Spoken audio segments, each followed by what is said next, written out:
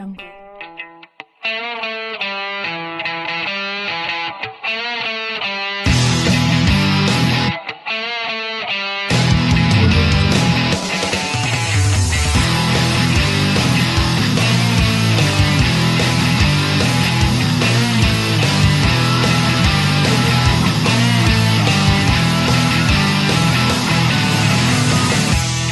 Hello, you are listening to Trump Republic Radio. It is February 4th, 2018. I'm your host, Enzo Quesada, and as always, I'm joined by my co-host, Bobby Hester. Hello, everyone. So, Bobby, I think this week before we go into the news, I guess we have a little housekeeping things we need to go into. So, I'm going to be going to work on a Republican Texas Senate campaign in North Texas. So we won't be doing the live stream for at least the next month. But we'll still be doing the show. I'll be recording up in North Texas. Also, we need to touch on what you're going to be working on for the midweek this week. Right. So as we've been talking about how we are planning to do the analysis of every primary race going forward this primary season, Texas's primary is March 6th, which means we want to do every single district and state about a month prior, so anyone listening will be able to get that information before they go out and vote. Because of that, because it's March 6th, February 6th is 1 month prior, which means February 7th, which is this upcoming Wednesday, I will be releasing the Texas episode. Now, you will be up in North Texas for that, so at least for this one, I'm going to go ahead and just do that one by myself. Yeah. And I might go ahead and just do all of them by myself, but we'll just have to see where things go with that in terms of timetables and whatnot. But for this one, that is coming this Wednesday. And if you do live in Texas, which most of our listeners do live in Texas, I suggest you give that a listen because you want to make sure that you're very well informed for the primary that is coming up in just over a month. Most definitely. The last thing I want to say before we go on is I've had a pretty bad cough for a while, so if you hear me coughing, that's why. But let's just get straight into it. So the first thing that we want to talk about is the State of the Union that happened on Tuesday night. Right. So Tuesday night, President Trump delivered his first State of the Union address to Congress and to the nation. The president highlighted his administration's successes in its first year, touting the growing economy and the recent passage of the Republican tax overhaul. The president also shed light on his plans for policymaking going forward, specifically in the areas of infrastructure, immigration, and trade policy. President Trump's focus on infrastructure is similarly promising for bipartisan collaboration, as well as for advancing national interests generally. In Tuesday night's address, the president gave more details about his long-standing promise to invest more than $1 trillion, which we now know is $1.7 trillion, to revamp and rebuild key infrastructure throughout the country. Trump pointed out several people in the audience, including a North Korean defector who lost his legs and proudly held up his crutches. He also pointed out 2 black families whose daughters were killed by illegal aliens. A third highlight was a successful business owner, as well as a young boy who started a nationwide movement to make sure that the graves of veterans have American flags placed on them. So, Bobby, what was your overall reaction to how the speech went? I really liked it. I thought he did very well maintaining only positivity and optimism. And we've got some poll numbers we're going to go into here in a second regarding that. But I noticed he really tried to stray away from anything that could be conceived as controversial, at least as much as he did. The only place he really delved into things that are kind of controversial is immigration stuff. Right. But and knowing the Harvard polling that we went over last week or 2 weeks ago, not actually controversial. Yeah, and like I said, we're going to go into the polling numbers from the State of the Union here in a second, and the immigration numbers there are actually, it did pretty well for people that watched it that actually liked what he had to say. But in general, I think it was very positive. I think just regarding some of the members of the Congressional Black Caucus, who I don't even think they stood up or clapped at all, except for maybe when he entered. The view of regular, everyday Americans that were watching this thing, especially when Trump talked about, record low black unemployment rates, camera cuts to these people that you'd think would be applauding that, but then they're sitting there and, looking angry not clapping for a single thing the president's saying as he's talking about, stock market being up, people having wages that are up, unemployment being down, black unemployment being down, all these good things that have happened since he came into office, and yet they're not clapping at all. They're not standing up. They're not giving him any credit. And I feel like, if you're an everyday average American, even a liberal, at least, more towards the center instead of being a hard left type person, if you're watching that, you're thinking, wow, these people look really petty. And so I don't think that's going to help the Democrats at all. And, like I said, we're going to go into these poll numbers here in a second, and I think that pretty much shows exactly that. Just going into my reaction to it, I thought it was a great speech. I wasn't really blown away because I could kind of tell going into it what he was going to talk about, Yeah. just as someone that follows this very closely. But in terms of how he delivered it, I think it's one of the best deliveries he's ever given for his speech. And, we both have seen him talk in person twice, and it really blows you away when you are in the same room as him when he's speaking. I couldn't only imagine how great it would have been to be there.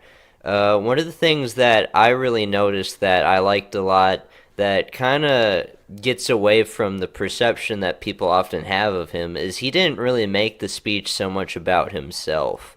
The big claim with Trump is always this huge narcissist, but he focused a lot on the people that he brought into the gallery and highlighting their achievements and their struggles and how they play into the bigger picture of us as a nation. But yeah, I thought it went over well. The reception has been very good, and I guess we can get into some of the polling numbers of how people have received it. Yeah, so there's a few main polls that came out. Specifically, there's a CBS poll, a CNN poll, and a political poll. And I'll just kind of go through some of these numbers here. Now, one thing we, as much as I do like the numbers that came out, we do need to understand it is disproportionately more Republican that watched it compared to the country as a whole. But when you break it down and look at the individual numbers between the subgroups, Republican, Democrat, Independent, that's where things are really important. So when you hear these numbers that we're saying, just keep in mind that Republicans are more represented in this than they normally would be nationwide. But according to the CBS poll, in terms of people, how they viewed the speech, 75% approval. So that's really, really good. Now, Trump's approval rating, even in the bad type of polls that are taken of him is in like the low 40s. I know Rasmussen, which tends to lean more right, that's got him at 49% right now. So you can view that as you may, but still 75% approval from the people that watched it, and that's including Democrats and independents. 65% of people said it made them feel proud. 35% made them feel safer. 14% made them feel scared, which really is questionable because, like I said, he tried to maintain optimism and positivity the entire time. So I can't really understand how anyone would say that they'd feel scared per se. But 21% said that they felt angry. So that's probably, all the Democrats that watched it. I hate to say it, but that's, mostly probably accurate. Now, in terms of the policies that he had, 54% of people said that they believe that his policies will help them. So that's really good numbers for our side. Only 14% said that his policies will hurt them, which is, if you notice, the same number as people that said that they felt scared. 32%, however, about 1 in 3 people said that it will not affect them. So nothing really you can do for those people. But in terms of giving Trump credit for the economy, before the State of the Union, 51% of people believed that Trump should take credit for how good the economy is. After the State of the Union, that number went up to 54%. In terms of how much you want to give credit to him, before it was, I'm sorry, this is not a before and after, but in terms of people that watched it, people that give Trump a lot of credit, 54%, 18% give some credit, 13% give a little credit, and 15% gave none. So I don't know how anyone could not give Trump any credit at all for the state of the economy, given how many regulations we've cut and whatnot like that. Again, that's all probably paying into, if you notice, that 15% is right around that same 14% that said that it will hurt them and they felt scared. Yeah. So you're going to have about that 15%. There's going to be people you can never reach. People are just going to watch it and they're just going to, it's not going to reach them out. You're absolutely right. Now, This is probably the most important number that we're going to get out of this CBS poll here. And that is people in terms of what they favored on what they heard on immigration policies. Favor Trump's immigration policies that they heard in the State of the Union, 72%. Which, we covered last week that Harvard poll. You remember the numbers probably more specifically than I do. But It was 8 in 10 Americans wanted to see a reduction in illegal immigration. You can go back and look up for yourself the Harvard poll on immigration, but most Americans support what Trump is saying on immigration, across the board. And, you see this across not only Republican support, but independent and Democrat support, very favorable, especially amongst independents. yeah, so in terms of what people thought Trump was trying to do in his speech, 81% of people said that they felt that he was trying to unite the country. 19% said that they felt he was trying to divide the country. So again, you're going to have about 1 in 5 people, 20-ish% around there, that you're just never going to be able to reach. In terms of what people felt on infrastructure, 91% of people favored what they heard on infrastructure.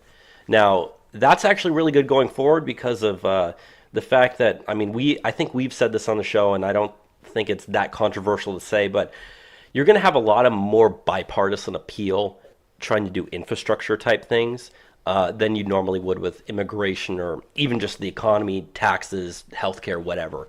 Even Chuck Schumer wrote an op-ed in the Washington Post, I believe it was earlier this week, talking about how he actually supported Trump's infrastructure plan as he stated it. So right there you have the Senate minority leader who does not like Trump coming out and saying, I like this plan from his. So if you've got his support, you're probably going to have a lot more support of Democrats in the Senate. So in terms of Trump's infrastructure plans, we're probably good going forward. And the last number here from the CBS poll, favor what you heard on national security, 75% favor, 25% oppose. So those numbers from the CBS poll look really, really good. And we also have a CNN poll, and I'm just going to kind of go through this pretty quickly. The breakdown of this was 31% Republican, 25 Democrat, 42 independent. So that's actually better than what the CBS poll was, but still more disproportionately Republican. This is an R+6. And nationwide, we're about a D+2 to D+3 right now, although you could argue that nationwide we're maybe down to D+1 or even. So take that how you will. But 62% of people thought that we were moving in the right direction for the country. 54% of people thought that Trump's priorities are focusing on the right priorities. Among registered voters, that's at 55%. 63% felt that they were more optimistic. 70% of people felt that the economy is moving in the right direction. 56% of people felt that immigration is moving in the right direction. 62% felt that trade was moving in the right direction. 62% thought that taxes were moving in the right direction. 65% thought that national security was moving in the right direction. 79% felt that infrastructure was moving in the right direction. So you can see that number is a lot higher than those others. In terms of the opinion of the speech, 69% of watchers gave it a very or somewhat positive reaction. In terms of the opinion of the speech, opinion of the speech for very or somewhat positive, the partisan breakdown, 95% of Republicans viewed it positive, 31% of Democrats viewed it positively, 76% of independents viewed it positively. Which is very critical moving forward. Especially since the midterms are, this is now February, and we're talking that November. Okay, so that's 9 months? And this is crunch time. And most people are independents in the country. Yeah, and like we said, Texas's primaries are just over a month away from now. And granted, Texas, for right now, it's still a Republican state. This stuff matters. And if you look at the opinion of the speech for negativity, only 4% of Republicans viewed it negatively, 68% of Democrats viewed it negatively, but 24% of independents. So if you've got 95% Republican support, roughly a third of Democrats, and 3/4 of independents, that's going to do very, very well for you in the midterms. Finally, though, we have the last poll, and that's a Politico poll. And this one's got some more information that I think is kind of funny, but also very, very interesting. 62% of people gave it an excellent or good rating. 17% called it fair, 20% called it poor, 35% of people gave Trump an A, 25% gave him a B, and 14% gave him a C. So if you take A and B as like good ratings, that adds up to what, about 60%, which is right around the same number that's called it excellent or good. And then just passing grades, it's 74%. Yeah, 74%. So failing grades, which I'm considering D and F, is both 13, so that's 26%. So Yeah. again, you're getting about 75% approval across the board with this stuff. Really, really good. Now, 72% of watchers said that they believe the speech was better than they expected, which is really good because we talk a lot about what you were saying earlier about this perception of Trump and how he is. And yet, for people that don't like Trump, who might still be interested to actually watch it to see what happens, those people probably weren't coming in with a very positive outlook. And yet 72% of people said that they thought the speech was better than expected. That includes 46% of Democrats. So almost half of all Democrats who tuned in to watch that said that they thought it was better than they expected it to be. Which is kind of dangerous for the Democrats. But I think when you talk about the perception of Trump, I think a lot of people have already made up their minds about him, but they don't follow so closely to the degree that we do, and they're just not hearing him talk as Right. much. But the State of the Union is, his most watched speech probably since his inauguration. So, really good stuff for the eyes that have seen it. Yeah, and just to close out here with these political polling numbers, 63% found it optimistic, 63% found it presidential, 62% found it informative, which kind of goes, they're saying a lot of people just don't know a lot of this stuff, so this is the first time they're hearing it. 27% thought it was boring, 28% thought it was depressing, and 39% thought it was too long. 10% thought it was too short. Now, if you're wondering about the length of it, it was an hour and 20 minutes. It was the longest State of the Union since Bill Clinton's in the year 2000. Which I think it's like the third or fourth longest of all time. I personally thought it was too long. I think you should get it around an hour, maybe even less than that. But, I mean, I didn't care to watch it. I think if you cut for out all the length it time, was. yeah, I think if you cut out all the times that people started clapping and whatnot, you'd probably realize that it is only about an hour worth of actual talking. But the entire event, with clapping and whatnot, it makes it a lot longer than it actually is. So that's pretty much what we have for overview of Trump's State of the Union. The last thing that I want to bring up, though, in the State of the Union, you bring up the 27% found it boring. Mm-hmm. We didn't add an article on this, but it was a thing. There was a lot of Democrats in the audience that were not too enthused to the point Nope. that they were playing iPhone games on their phones. There's a photo of like 3 Democratic, I think they're congressmen, I all think in a row. they were from the playing. Congressional Black Caucus All because they're just wearing that playing- garb. Yeah, all just playing games on their phone. I know one of the games they're playing is Candy Crush. I don't know the other games they're playing. But, they knock Trump about not being presidential, but their job is, to listen what he's saying, and they're not listening. So how are they being, representative of what they're supposed to do, their job? And Americans notice that. Like I said before, if you're a regular, average, everyday American and you tune in to watch the State of the Union, and Trump's talking about all these good things that are happening to the country, good things happening to the economy, and yet the camera pans over to the Democrats and they're sitting there looking bored, angry, like they don't want to be there, like they hate this person. You're like, wow, how can someone have that sort of reaction to these good things he's saying? Do I really want to associate with these people? That runs through people's heads. Now, whether or not they act on that, that's, yet to be seen. But, overall, just to, I guess, close up what we're saying about the State of the Union here, I thought it went well, and things are looking good for us right now. Yeah. I guess the very last thing I'll say, I know I said there was one last thing I wanted to say. Go ahead. But I think the Democrats came out of this looking really bad. Like, they definitely didn't present themselves in a way that was indicative of looking at these poll numbers of how Americans were perceiving it. So many of them refused to clap so many times. They wouldn't give him credit for any good thing he was doing. You mentioned the faces that Schumer and Pelosi are making. You mentioned how Joe Kennedy's speech where he's drooling. These people are unhinged. And, even the Democrat senator from West Virginia, Joe Manchin, said, yeah, I clapped way more than my fellow representatives in the Democratic Party, I think it's important to give your just dues for where he's doing well. Well, there's the video of Joe Manchin was clapping, and he got halfway stood up before he looked around and realized none of the other Democrats around him were doing it, and he sat back down. Yeah. So, you know. They always complain about, oh, we need to have bipartisanship, but I mean, they're super partisan during this speech. Yeah. But let's go into the next big thing that happened this week, and there's definitely a lot to say about this. So the House has voted to release the memo, and Trump approved, which, we've been talking about this memo for a while. Trump approved them releasing it, and it came out on Friday. We thought initially it was going to come on Saturday. Yeah, so the House Intelligence Committee voted on Monday to release the 4-page FISA memo written by Representative David Nunes from California. Now, that's actually not entirely correct what I just said, because he didn't write all of it. A lot of it was information that was gathered through the House Intelligence Committee. He just put it together. So in terms of being written, should more be he put it together. So if you ever hear people that say that he actually wrote it, that's not entirely accurate. He put it together. I just want to clarify that because a lot of people have been getting that wrong on social media.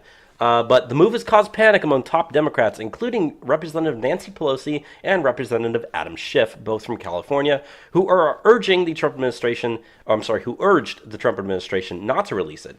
And there's also some late-breaking news that we found out just before we started recording this, that it's possible that Adam Schiff might have actually released some classified information regarding the original FISA warrant, because that still remains classified. Now, when Trump declassified the memo itself, it was just the memo and the information in the memo.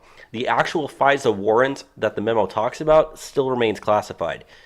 Now, it's being said, now again, this was just late breaking. You'll probably find out more about this information later, but it's possible Adam Schiff might have released information about the actual FISA warrant itself, which would be illegal to release information that is still classified. But Senate Minority Leader Chuck Schumer actually called on the House Intelligence Committee to remove Representative Nunes, saying that he's, quote, unfit to serve as chairman. But President Trump viewed the memo, and they released it on Friday. So we got some information out of it. And I hate to say it, but a lot of people that are calling it a dud, I'm not going to necessarily say that they're right, but I will say it's slightly underwhelming for one reason only, and this is just my opinion, and you may disagree with me. Essentially, it confirmed what we already knew. There wasn't really too much new information that we hadn't heard yet, but by confirming what we knew, it makes us also think about, okay, well, what's all the other stuff that we believe, that we have information that we believe is correct, that we can confirm is true. But what it really does is it shines really, really bad lights on the Obama administration, the Hillary Clinton campaign, the Department of Justice, and the FBI under the Obama administration. I guess I'll just kind of go into some of the things that were outlined here. So here's some key points that were found. The Steele dossier formed the essential part of the initial and all three renewal FISA applications against Carter Page.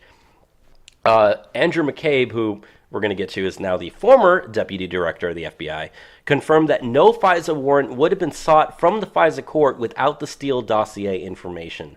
The political origins of the Steele dossier were known to senior Department of Justice and FBI officials, but were excluded from the FISA application. Also, Department of Justice official Bruce Orr met with Steele beginning in the summer of 2016, relayed the information to the Department of Justice about Steele's bias. He hated Trump.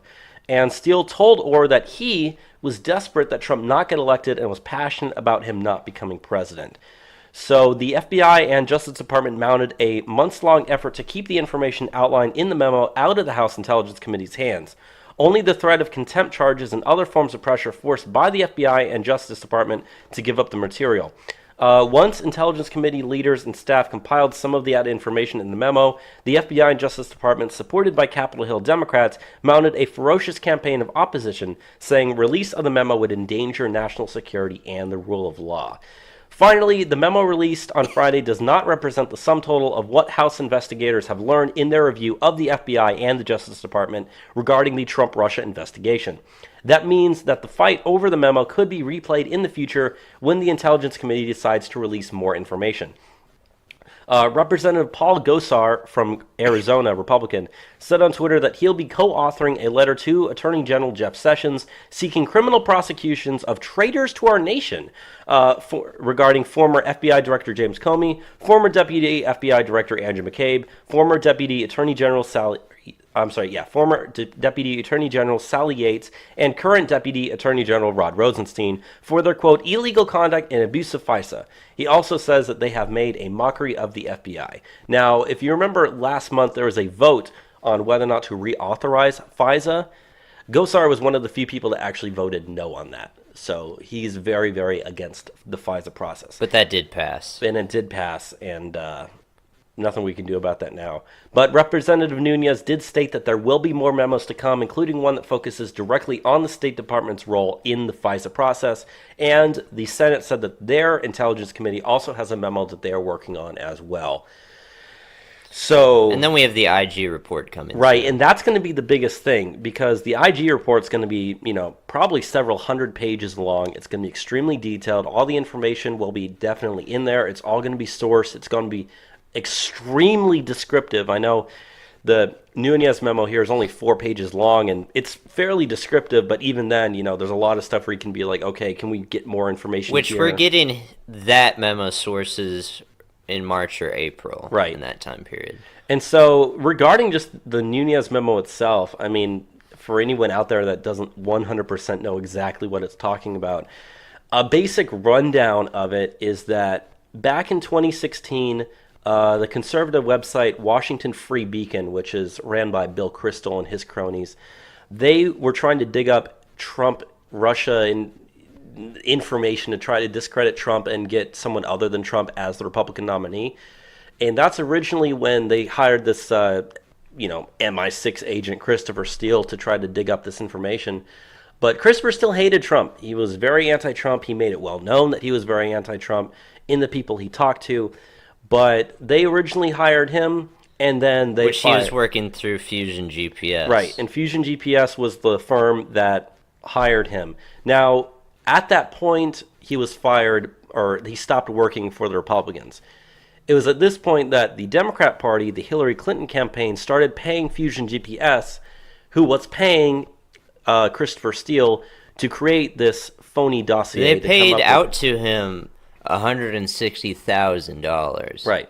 And this is money that directly came from the Hillary Clinton campaign given to Fusion and GPS. the DNC, which is essentially run by the Clinton Well, campaign. I mean, we learned a few months back regarding what's-her-face, the chick that used to be the head of the DNC or whatever. Debbie Wasserman Schultz.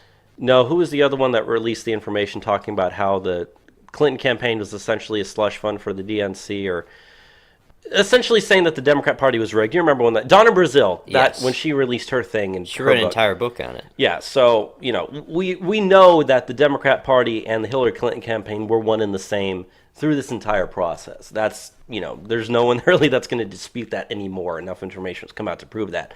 But essentially, what happens is, so they paid Christopher Steele, and Christopher Steele completely makes up everything regarding this. Now, this was the Pissgate dossier that said that Trump hired hookers to go to the same hotel room that Obama stayed in when he took a trip to Moscow, to pee on him when he was laying in bed, him being Trump, to pee on Trump. It's just all this stuff. It's completely unfounded. There's no evidence regarding it. To this day, no evidence has come out. And they claim that he, like the Russians, know about this strange sexual escapade, and they're holding that against him. That's how he's in their pocket. He's controlled by them. But, the thing's been discredited numerous times. Even a lot of people on the left even have already said, I don't want to touch this thing. Remember, when it first came out, when that story broke, BuzzFeed and CNN were the only two things that broke it. NBC said, yeah, we're not touching this because we don't want to do it. So, as much as I hate, what we call the fake news, maybe they had an ounce of credibility at one point a year ago.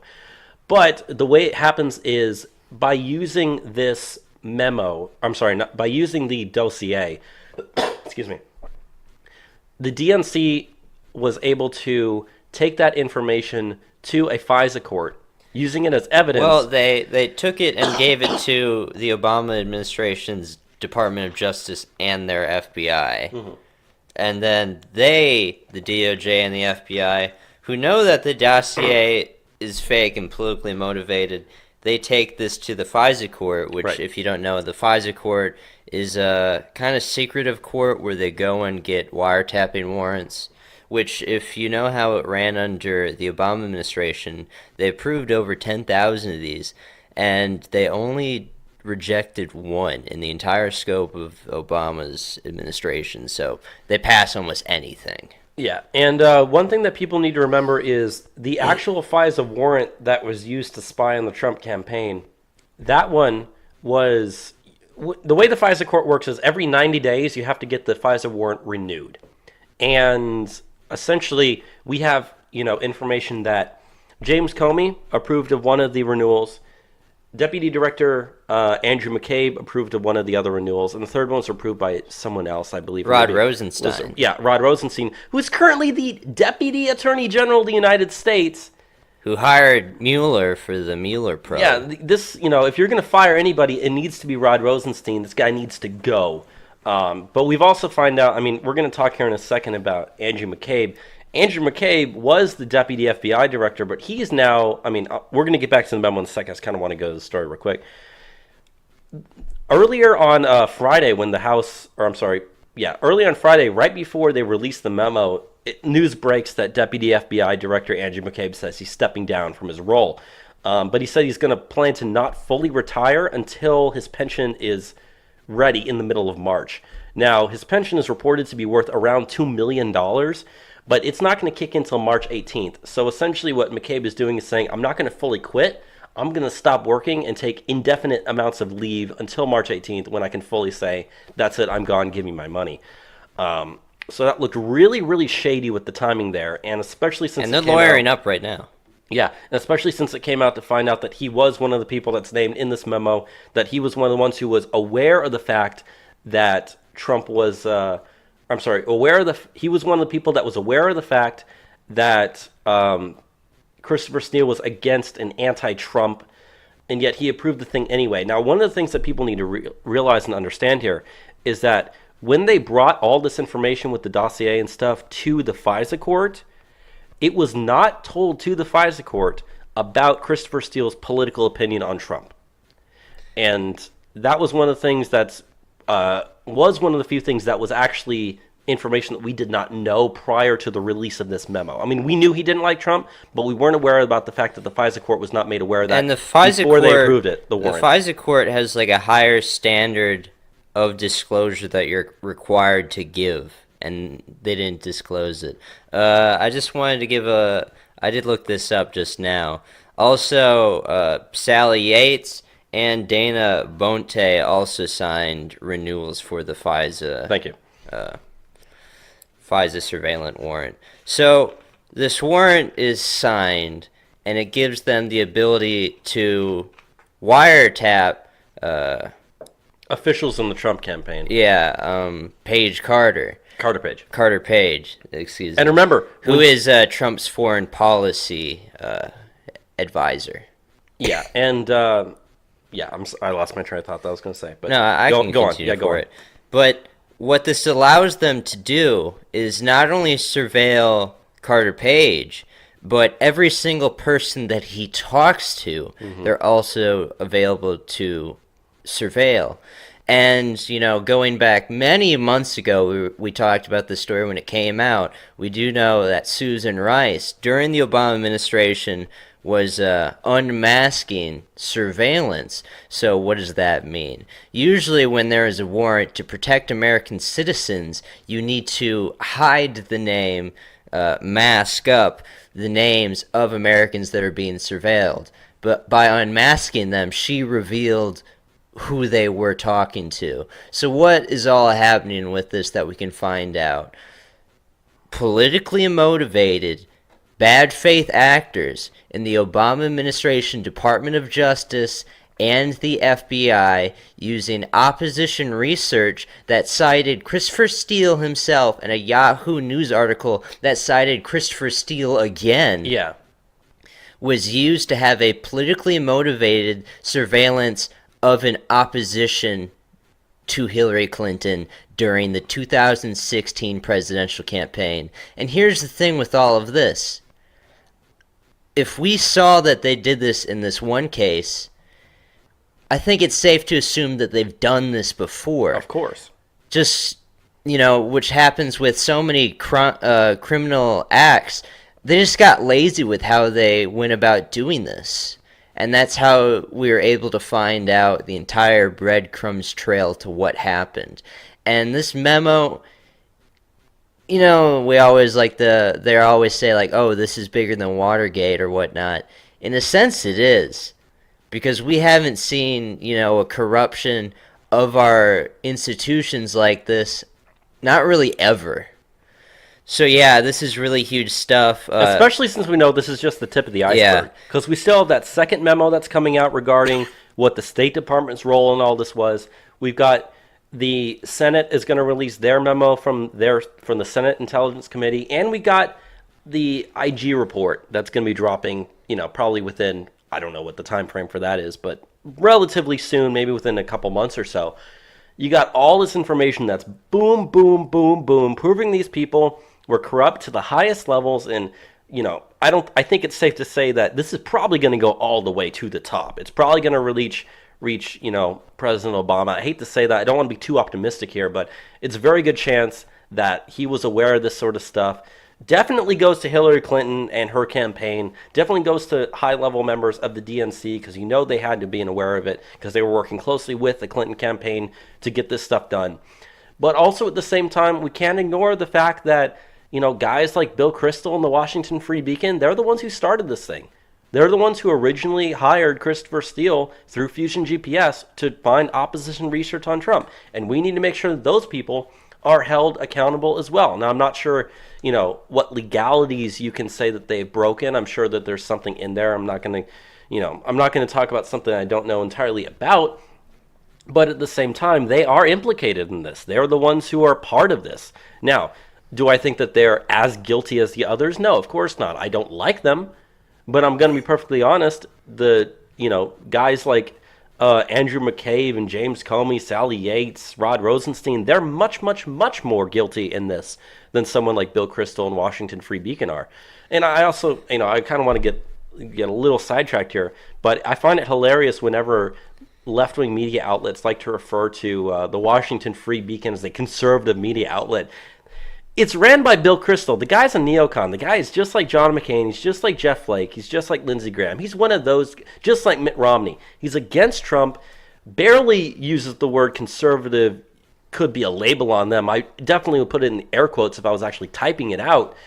These people are not conservatives. They're the never Trump wing of the Republican Party, which thankfully is, diminishing in numbers and doesn't really have as much power. But these people are guilty as well. So I want to go into something in regards to this memo that's important to keep in mind.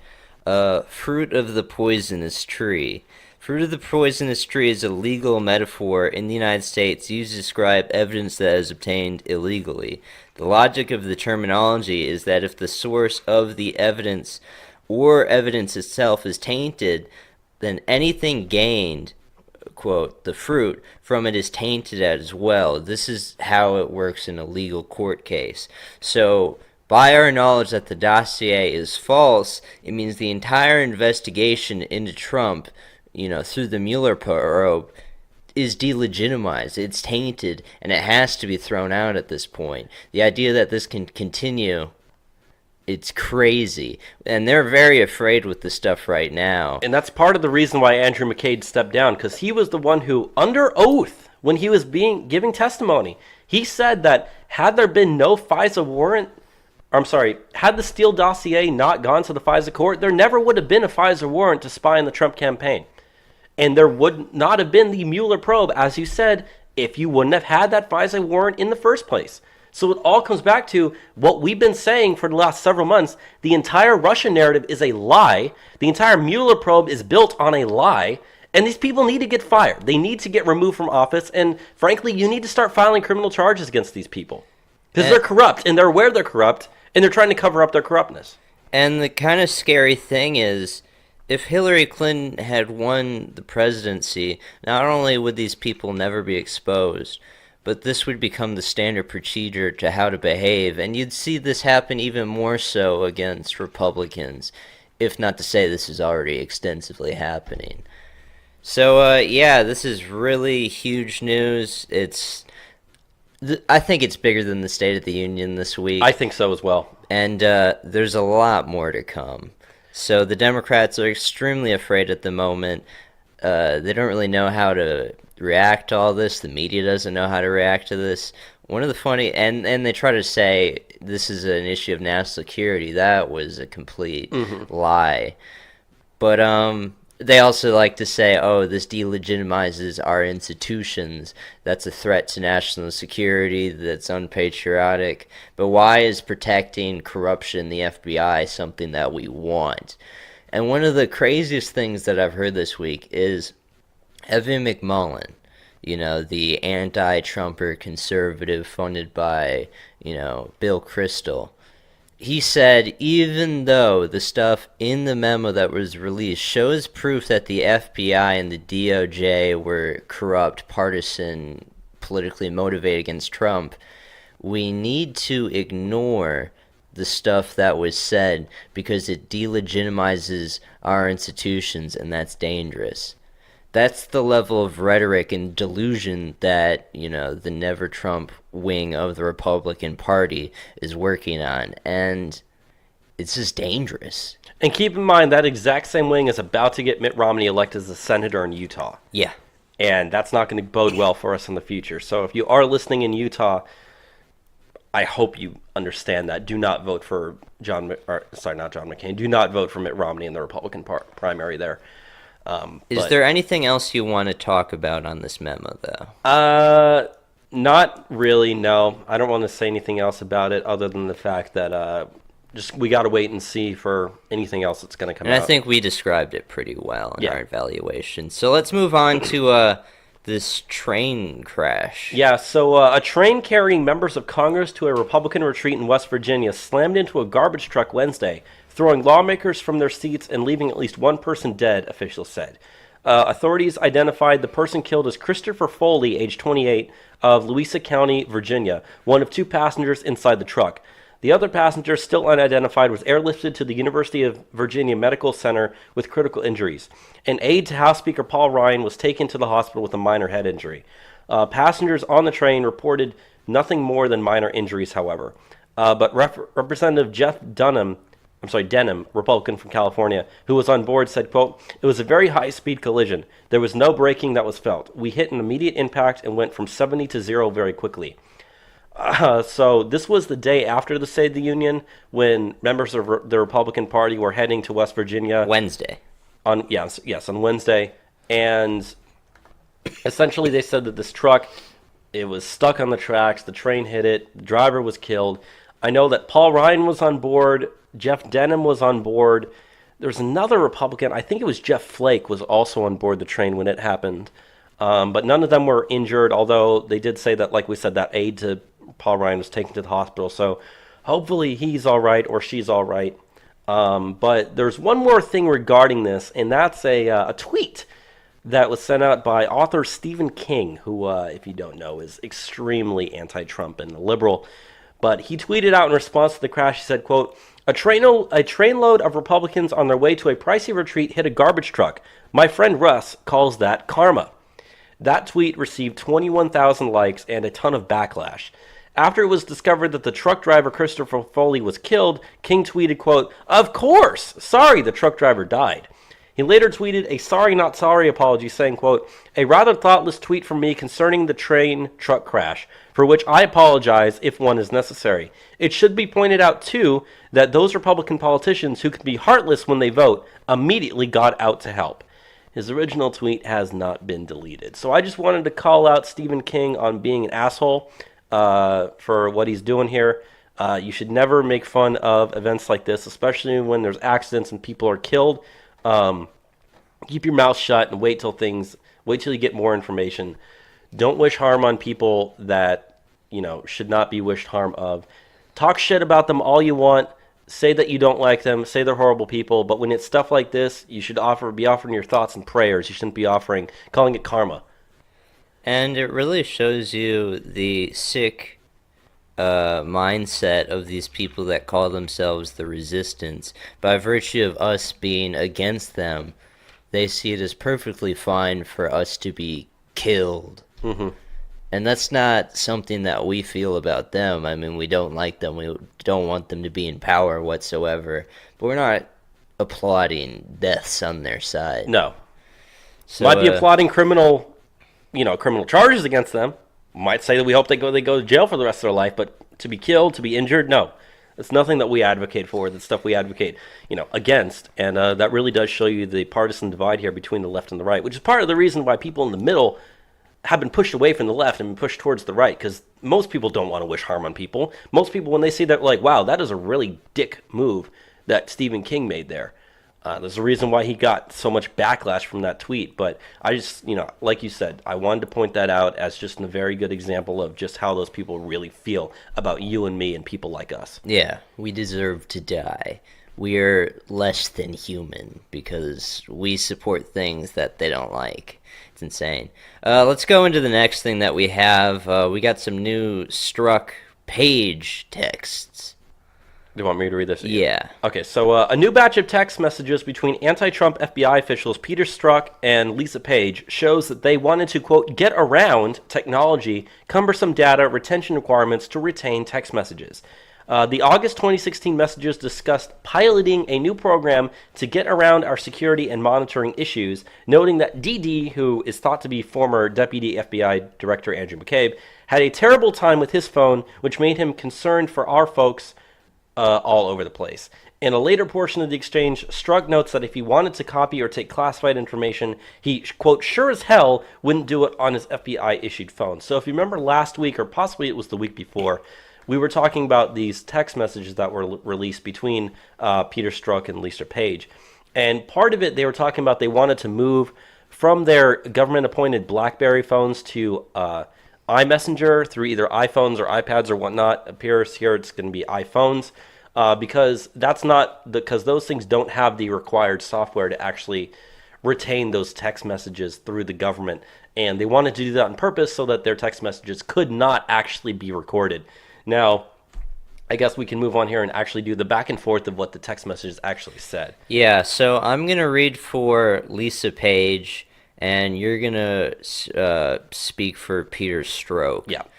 So I'll start it off. Have a meeting with Turgal about getting iPhone in a day or so. Oh, hot damn. I'm happy to pilot that. We get around our security/monitoring issues, question mark. No, he's proposing that we just stop following them. Apparently the requirement to capture text from OMB, which is the Office of Management and Budget, but we're the only organization, I'm told, who is following that rule. His point is, if no one else is doing it, why should we? Helps that DD, which we believe is Andrew McCabe, had a terrible time with his phone, which made him concerned for our folks all over the place. These phones suck as much as they do because of the program we use to capture text. Full stop. No doubt. I'm not convinced. Actually, that one's... These are all through mine here. Oh. No doubt. I'm not convinced, short of OPR, that text capture capability really deters anything. If I wanted to copy/take classified information, I'm sure as hell not going to do it on this phone. I thought it was more from a discovery perspective. Probably. So just make a rule, no texts of a discoverable nature. Like you said, what are CBP, DEA, others doing? So that's the text messages that were released from the two. You can see that they're openly talking about moving onto devices that aren't going to be recording what their text messages are for the sole purpose of making sure that, they can talk about classified information or whatnot, which is, frankly, not the way things should be run. I'm not 100% sure how illegal that actually is. I'm sure it probably is. It definitely doesn't seem ethical. It's not ethical because, we want to subpoena these text messages. We've already got them released. And if we find out that, hey, there's thousands and thousands of text messages that these people sent to each other that we can't get access to because they purposely went out of their way to make sure that you couldn't find them, that does not make it seem like they're talking about just regular everyday activities. That really seems like they're up to some really shady business. And, we know that they were. Yeah. So that's essentially what we have for the top news for this week, unless you want to say anything else about those text messages. I don't have anything else. Let's just go straight into the economy. So I got the first thing here, and that is in regards to tax cut approval ratings have been rising. According to the latest Monmouth University poll, the approval and disapproval ratings for the newly released tax reform are tied at 44%. These numbers are a stark contrast to December, when tax cuts only polled at 25% approval and 47% disapproval.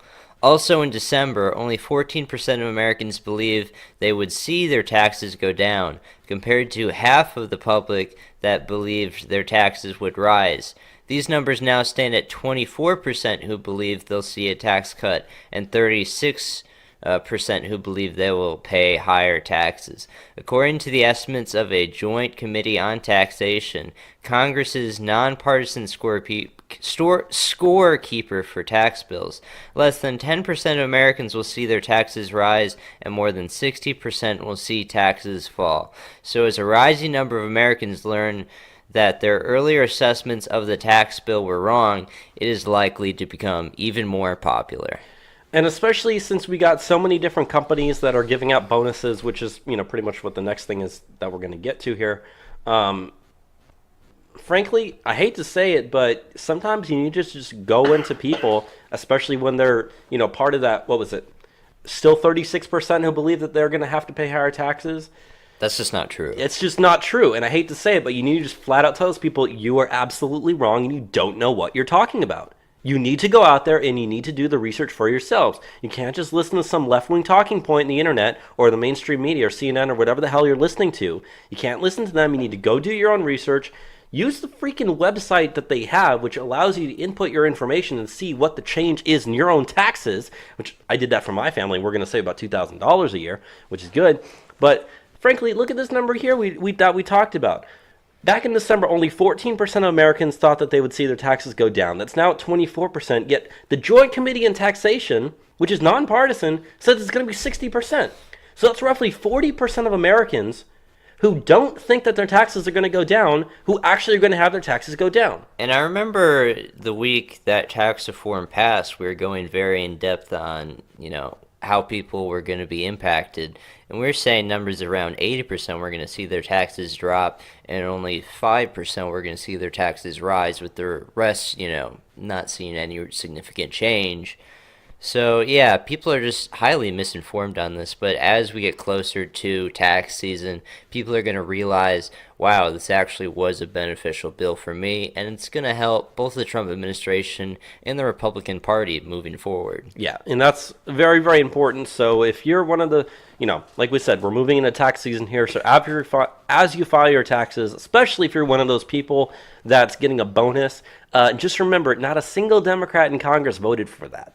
They all voted against it. So, take that information to the ballot box. Let's move on to the next thing that we have here in regards to ExxonMobil investing money in the United States. Yeah, so we've actually got 3 different stories here about companies that are investing and giving bonuses, but we're going to start with ExxonMobil. Because of tax reform. Yeah, this is all because of tax reform. So ExxonMobil announced Monday that they plan to invest $50 billion into the U.S. economy over the next 5 years because of tax reform. $15 billion of the plan was already announced, most of which will be going towards increased production in the Permian Basin in western Texas and eastern New Mexico. This means that the additional $35 billion in investments came after and because of tax reform. The CEO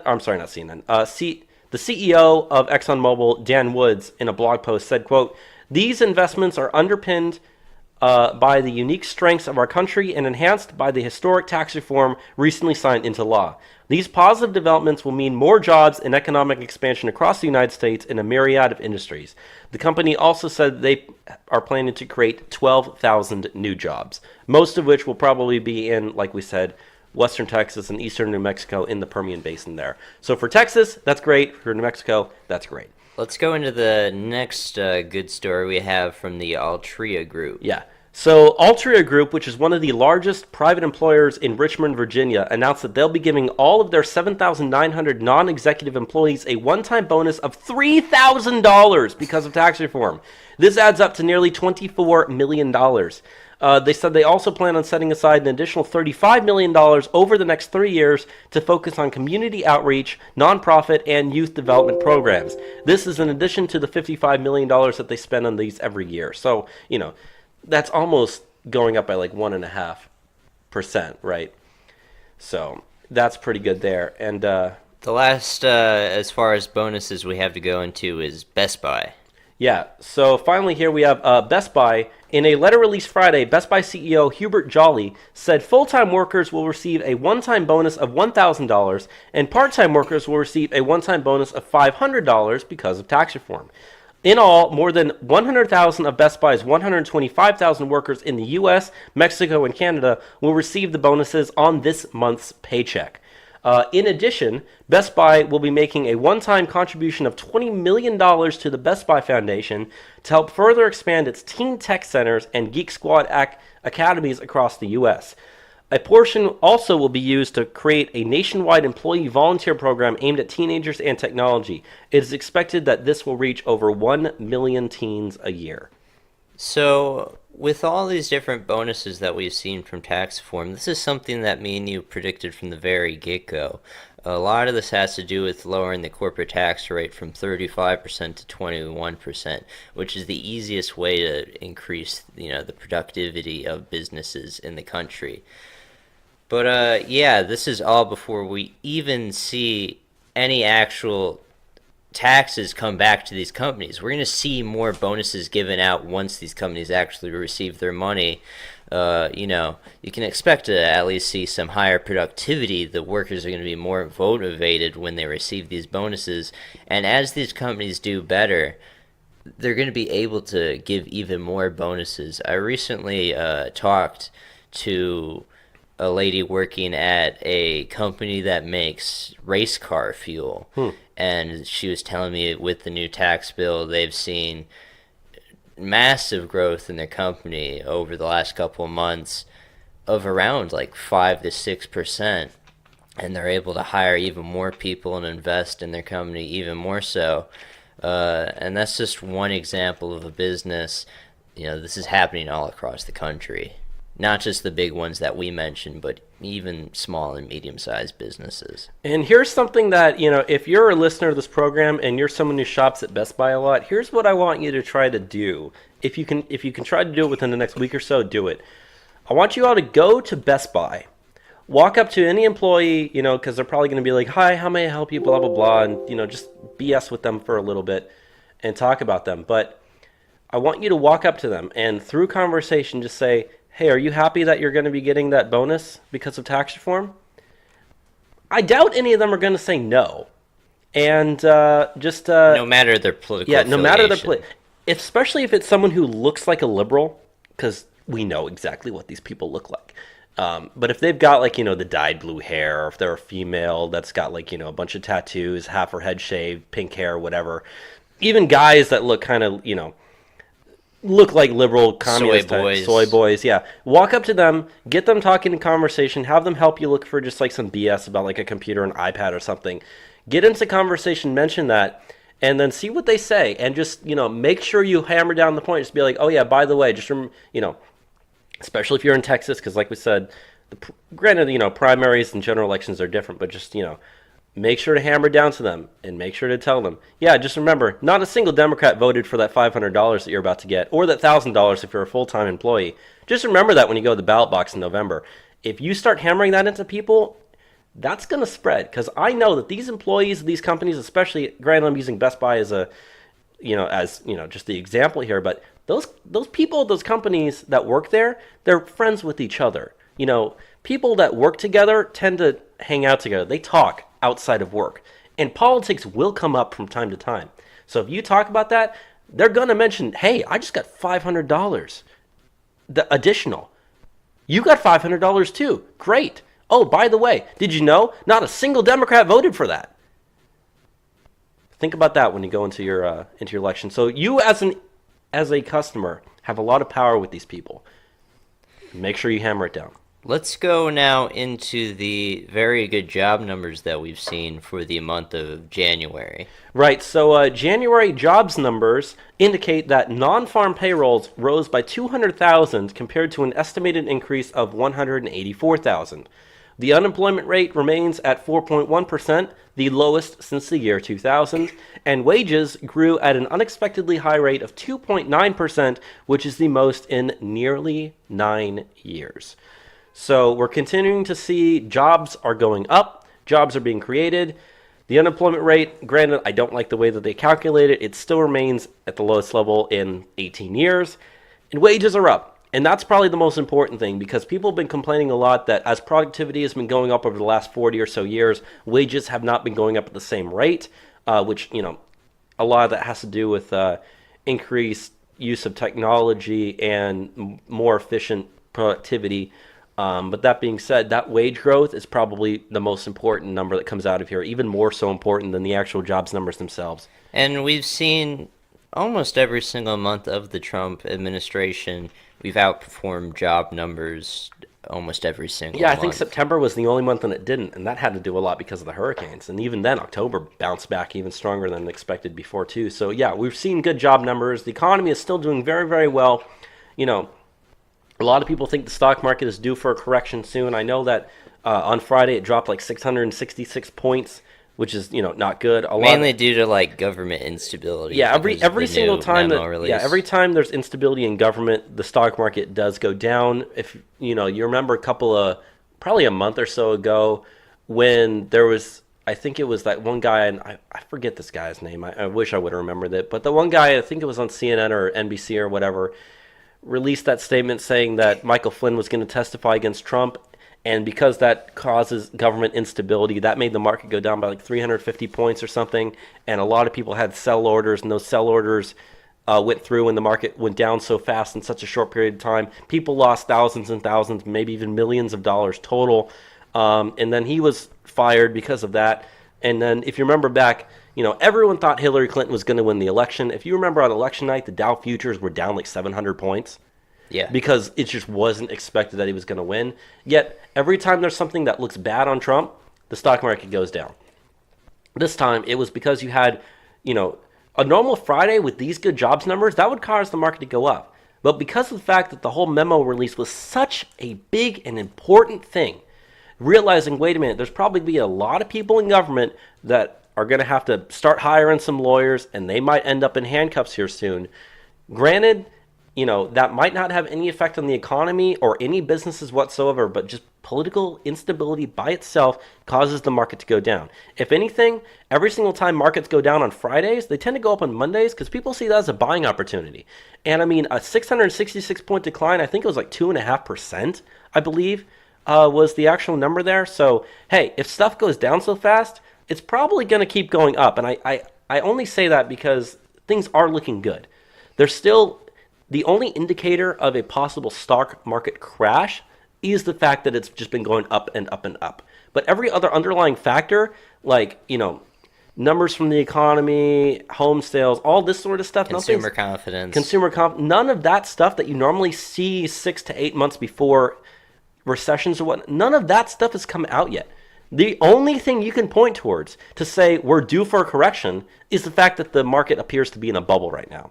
And yeah, I've been saying on this program that, it's probably not going to go down. I might have actually been a little bit wrong about that. It probably might be due for a correction, but it's definitely not going to just like collapse and destroy the entire economy. And we're likely to see another Federal Reserve interest rate hike, so that will have an impact on the economy as well. Yeah, that'll make the market probably go down unless they're expecting, in which case it won't really affect it. But I guess we can move on to the next story, and that's about oil production. So U.S. oil production tops $10 million barrels a day for the first time since 1970.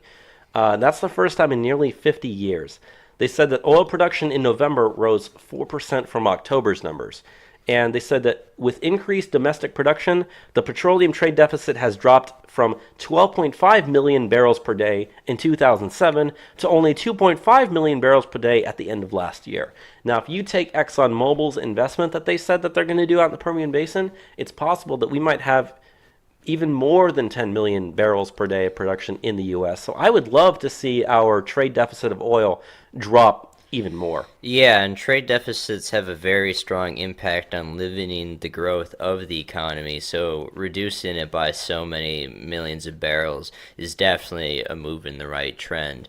And now, the United States is an energy exporter, something that has happened since Trump has gotten into office, and we're now able to rely on ourselves as opposed to trading with foreign regimes that are so unstable. Right. And so the last story that we have here in economics is probably the best of all this. So the Atlanta Federal Reserve, following a report of increased manufacturing data, has increased their first quarter 2018 GDP growth estimate was 4.2%. They've now increased that to 5.4%. Extremely high. Yeah. They also see consumer spending growing from 3.1% to 4%. When was the last time the United States ever saw a quarter of GDP growth above 5%? It's been decades. I don't even know. Now, granted, that number is probably not going to actually be 5.4%. It'll probably be somewhere between the number they presented. My estimate is anywhere between 3.7 and 4.2. So we might hit 4%, but it's definitely going to be in the high threes. Now, keep in mind that fourth quarter number that we got, which was like 2.6, and everyone's like, we talked about this last week on the show. Everyone was saying, why is this so low? It should have been higher. A lot of that was because of the fact that the deduction they took off was just like, it was just so much bigger than they normally take off, and none of the other numbers sort of indicated that it should have been that high. So that number is definitely going to get revised. And we haven't got the revised numbers yet. That number, it usually takes about 3 or 4 weeks before we actually get those revised numbers. So probably by like the end of the month here, we'll get that revised number. I will not be surprised to see that the GDP growth for the fourth quarter 2017 ends up being over 3%. I think it'll definitely be over 3%, probably around 3.4, 3.5. But that's bids very well for this first quarter number. And hell, I would love to see it be 5.4%. If it is, that'll be the most amazing thing that'll happen in the economy in a long, long time. So, very, very great stuff. And I mean, just getting 3% is great. Yeah. But 5.4% potentially, that is exceptional through the roof. And when you have performance like that, it's going to go a long ways come the midterms. Because what can the Democrats even say when the economy is working well? What is the corrections that they have to advocate for? What is the policy that they're presenting? There is tranny bathrooms. That's what they're running on at this point. Let's move on to the next stuff that we have. As far as some science stuff this week. Well, we actually don't have any science. Oh, we don't. We're have into any. immigration now. Let's move on to immigration then.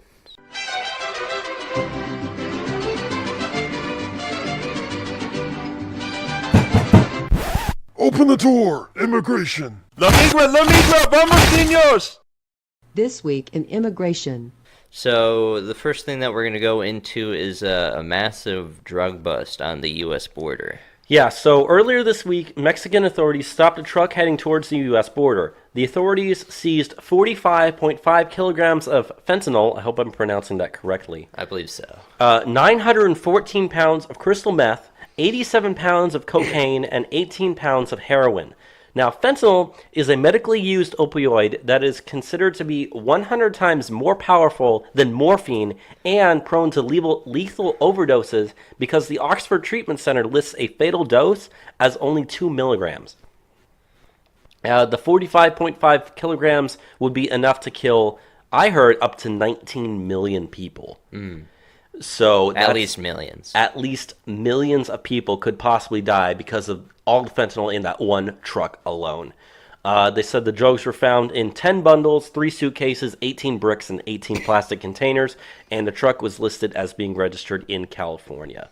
So that just proves to you just how much we actually need the wall, because this was a truck that was essentially just driving out in the middle of the desert heading towards the U.S. Yeah. And both me and Bobby, we're not of the libertarian, legalize all drug viewpoints. This stuff coming into the country isn't good. It's not productive. We don't want any of it. Especially that fentanyl there. When it has the potential to kill so many millions of people, we don't want to deal with that. No. Let's go into the next thing. What's the next thing that we have on the docket? Next thing we have is border wall prototypes passing some rigorous testing. Oh, yeah. The 8 border wall prototypes have gone through rigorous testing recently. Last week they were tested by Spec Ops teams from El Paso in Florida, and the guys were unable to get over the wall thanks to anti-climbing and anti-perching features.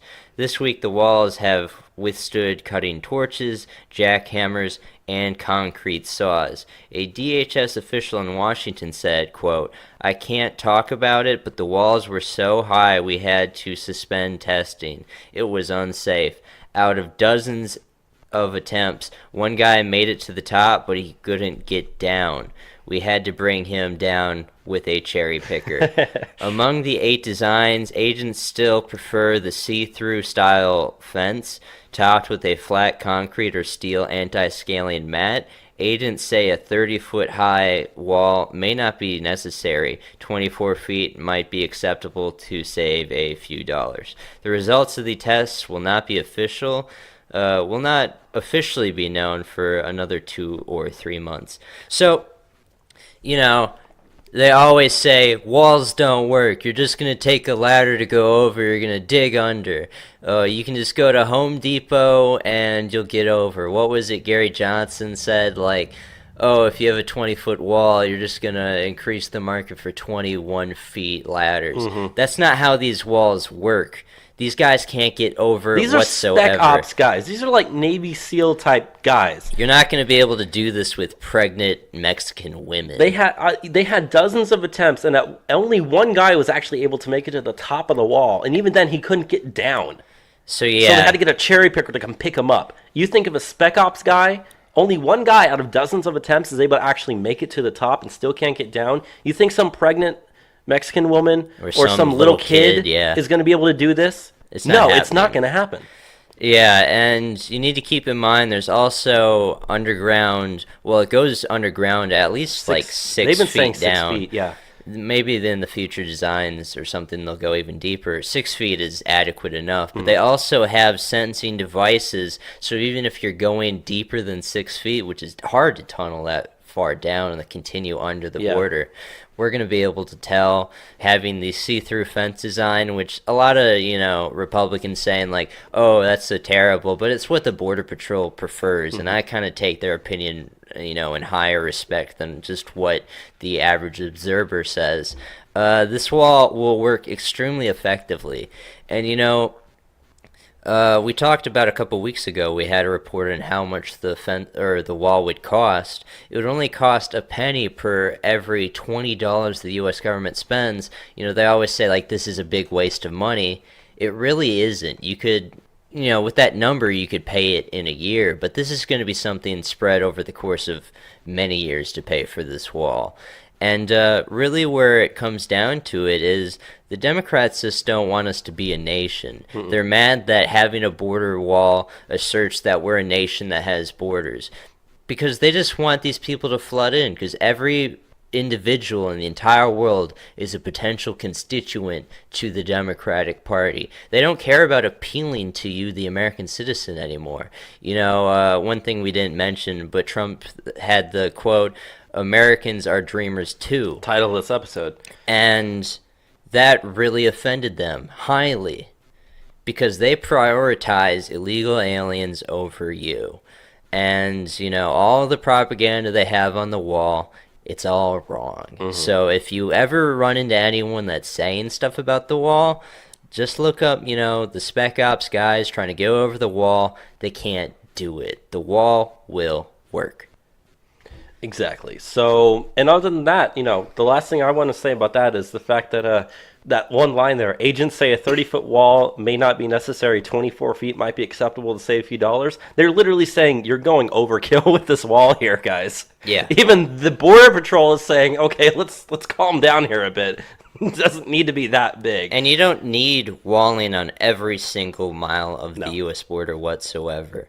700 miles would be adequate enough. And that's what the government's been saying is their priority is Even that 700 miles. even 100 miles in the right places, you'll see a dramatic fall in illegal immigration, and we already have enough funding to do that. Yeah, and if you ever want proof about the fact that you don't need to build a wall over every single square inch of the border, Google Santa Elena Canyon, Big Bend National Park. That's about 1,000-foot tall sheer cliff that's right on the border. There's no way anyone's getting through that thing. Yeah. And when you have stuff like that, you really understand, okay, yeah, we don't need wall here. And that's what they say is there's a lot of the border that's like mountainous, rivers, sort of stuff like that you don't need the border wall to be at. But there are other areas where it's definitely necessary. Yeah.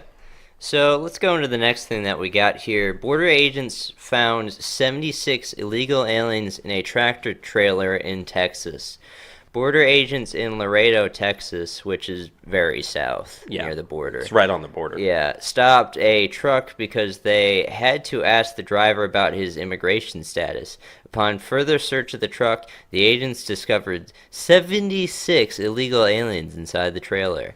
The 76 illegal aliens are said to be from Mexico, Honduras, El Salvador, and Guatemala. Among these were 13 unaccompanied children.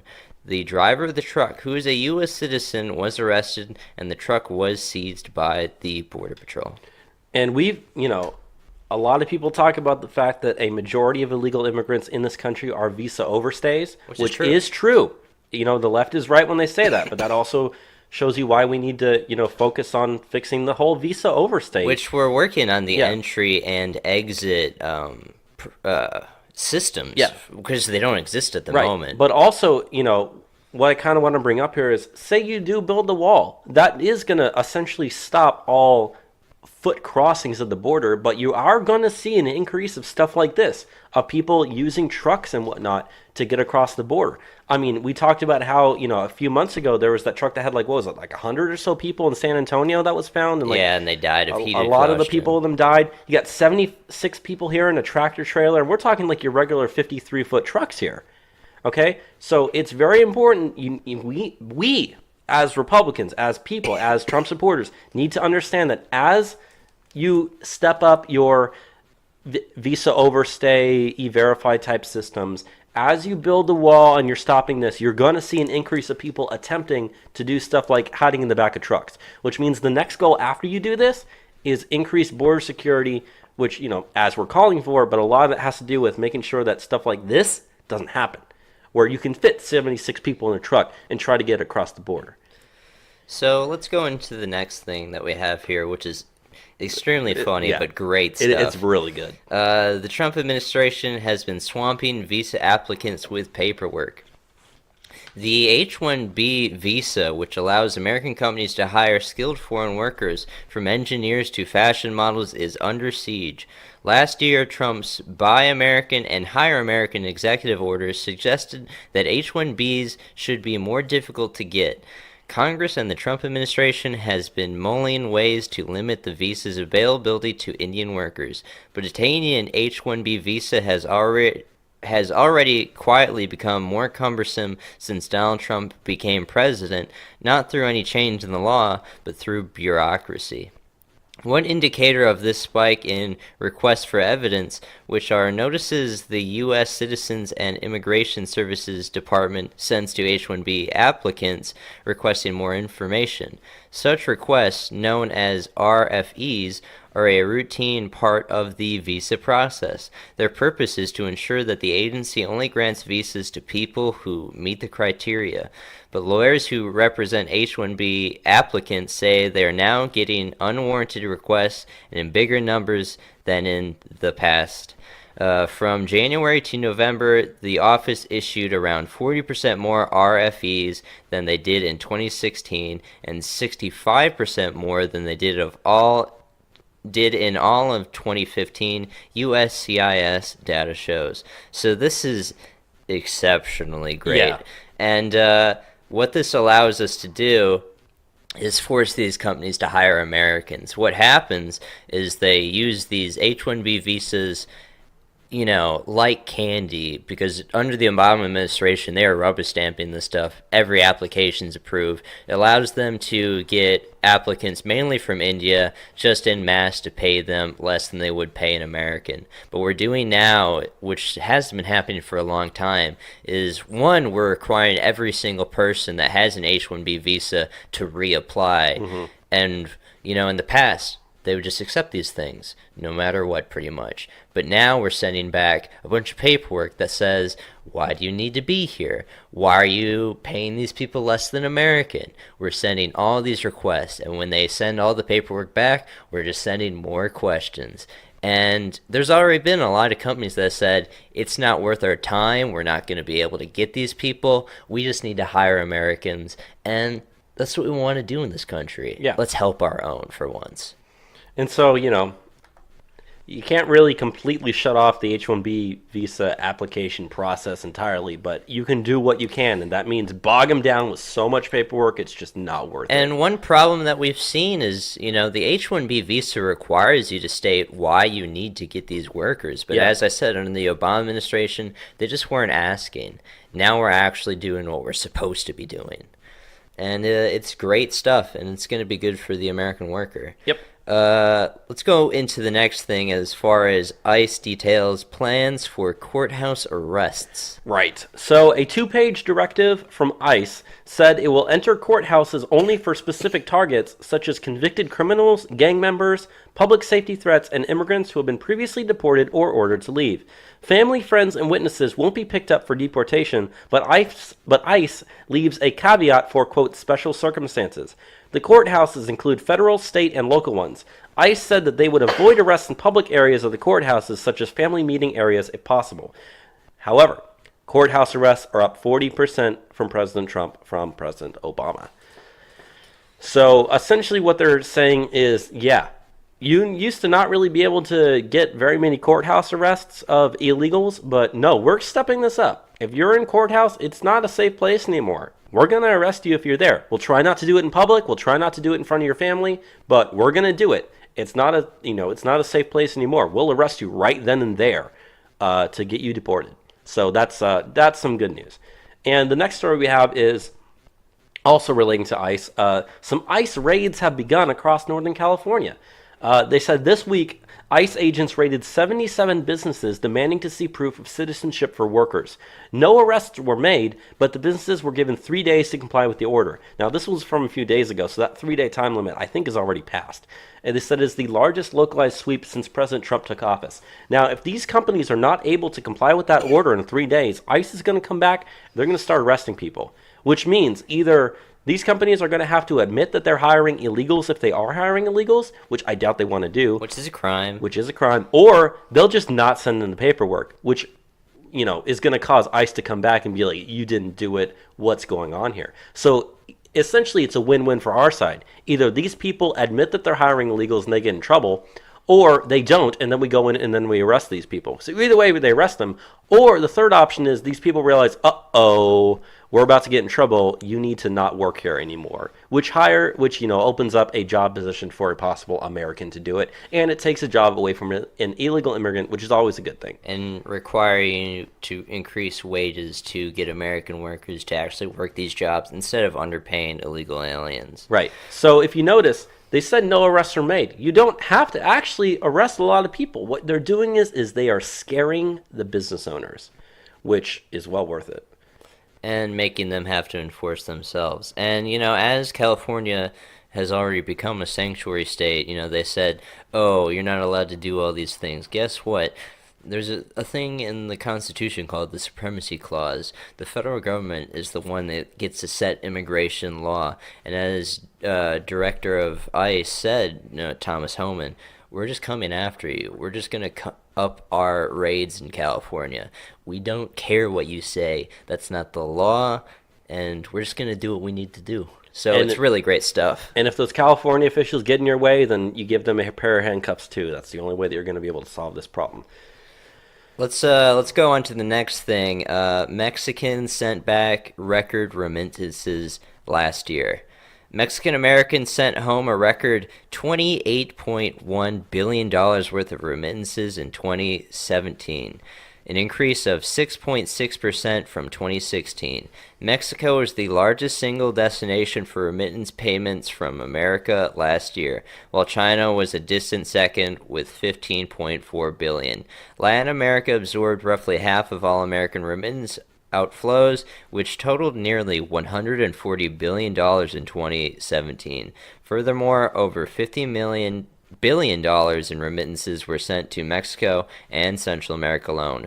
Guatemala received $6.8 billion in remittances, El Salvador received $4.2 billion in remittances, the Dominican Republic received $4.1 billion in remittances, and Honduras received $3.4 billion in remittances. It is estimated that illegal aliens sent $38 billion abroad in remittances in 2017. So, remittances hurt the American economy a lot. As we said, just last year, there was nearly $140 billion that left the country. Yeah. Okay, they always like to say all these immigrants, whether legal or illegal, help the economy so much, but it doesn't help the economy when these dollars are leaving the country. You know, that's money that we don't get back. And, you know, one of the things the Trump administration proposed to pay for the wall early on in the administration is we're either going to just withhold you to be able to give these remittances, or we're just going to put a tax on these things, and that's how you make Mexico pay for the wall. Because they're the biggest recipients of these remittances, and just like a 2%, 3%, 4% tax on it, in a couple of years, you can pay for a significant portion of the wall. Yeah, I actually did the math earlier. If you look at that 140 billion number, which was the total amount of remittances that were sent out last year, if you have a 2% tax on that, you pay for the wall in 10 years. 100% if at 20 granted if it's about $20 billion.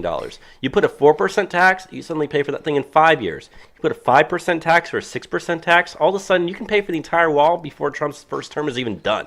Yeah, and, you know, looking at just the trend of the increase of 6.6%, who's to say that remittances don't increase? Right. Now, if you put a tax on it, maybe they'll decrease, but there's still going to be a lot of remittances coming out. I mean, I advocate for about a 2 to 3% tax, because any higher than that, you're probably going to, start getting, diminishing returns.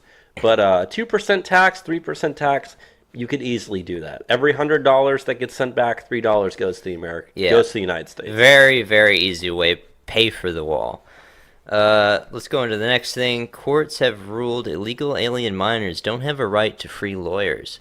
A federal appeals court in California has ruled that illegal alien minors are not entitled to free court-appointed lawyers. Quote, the panel held that it is not established law that alien minors are categorically entitled to government-funded court-appointed counsel, according to Monday's unanimous decision written by Judge Consuelo Callahan.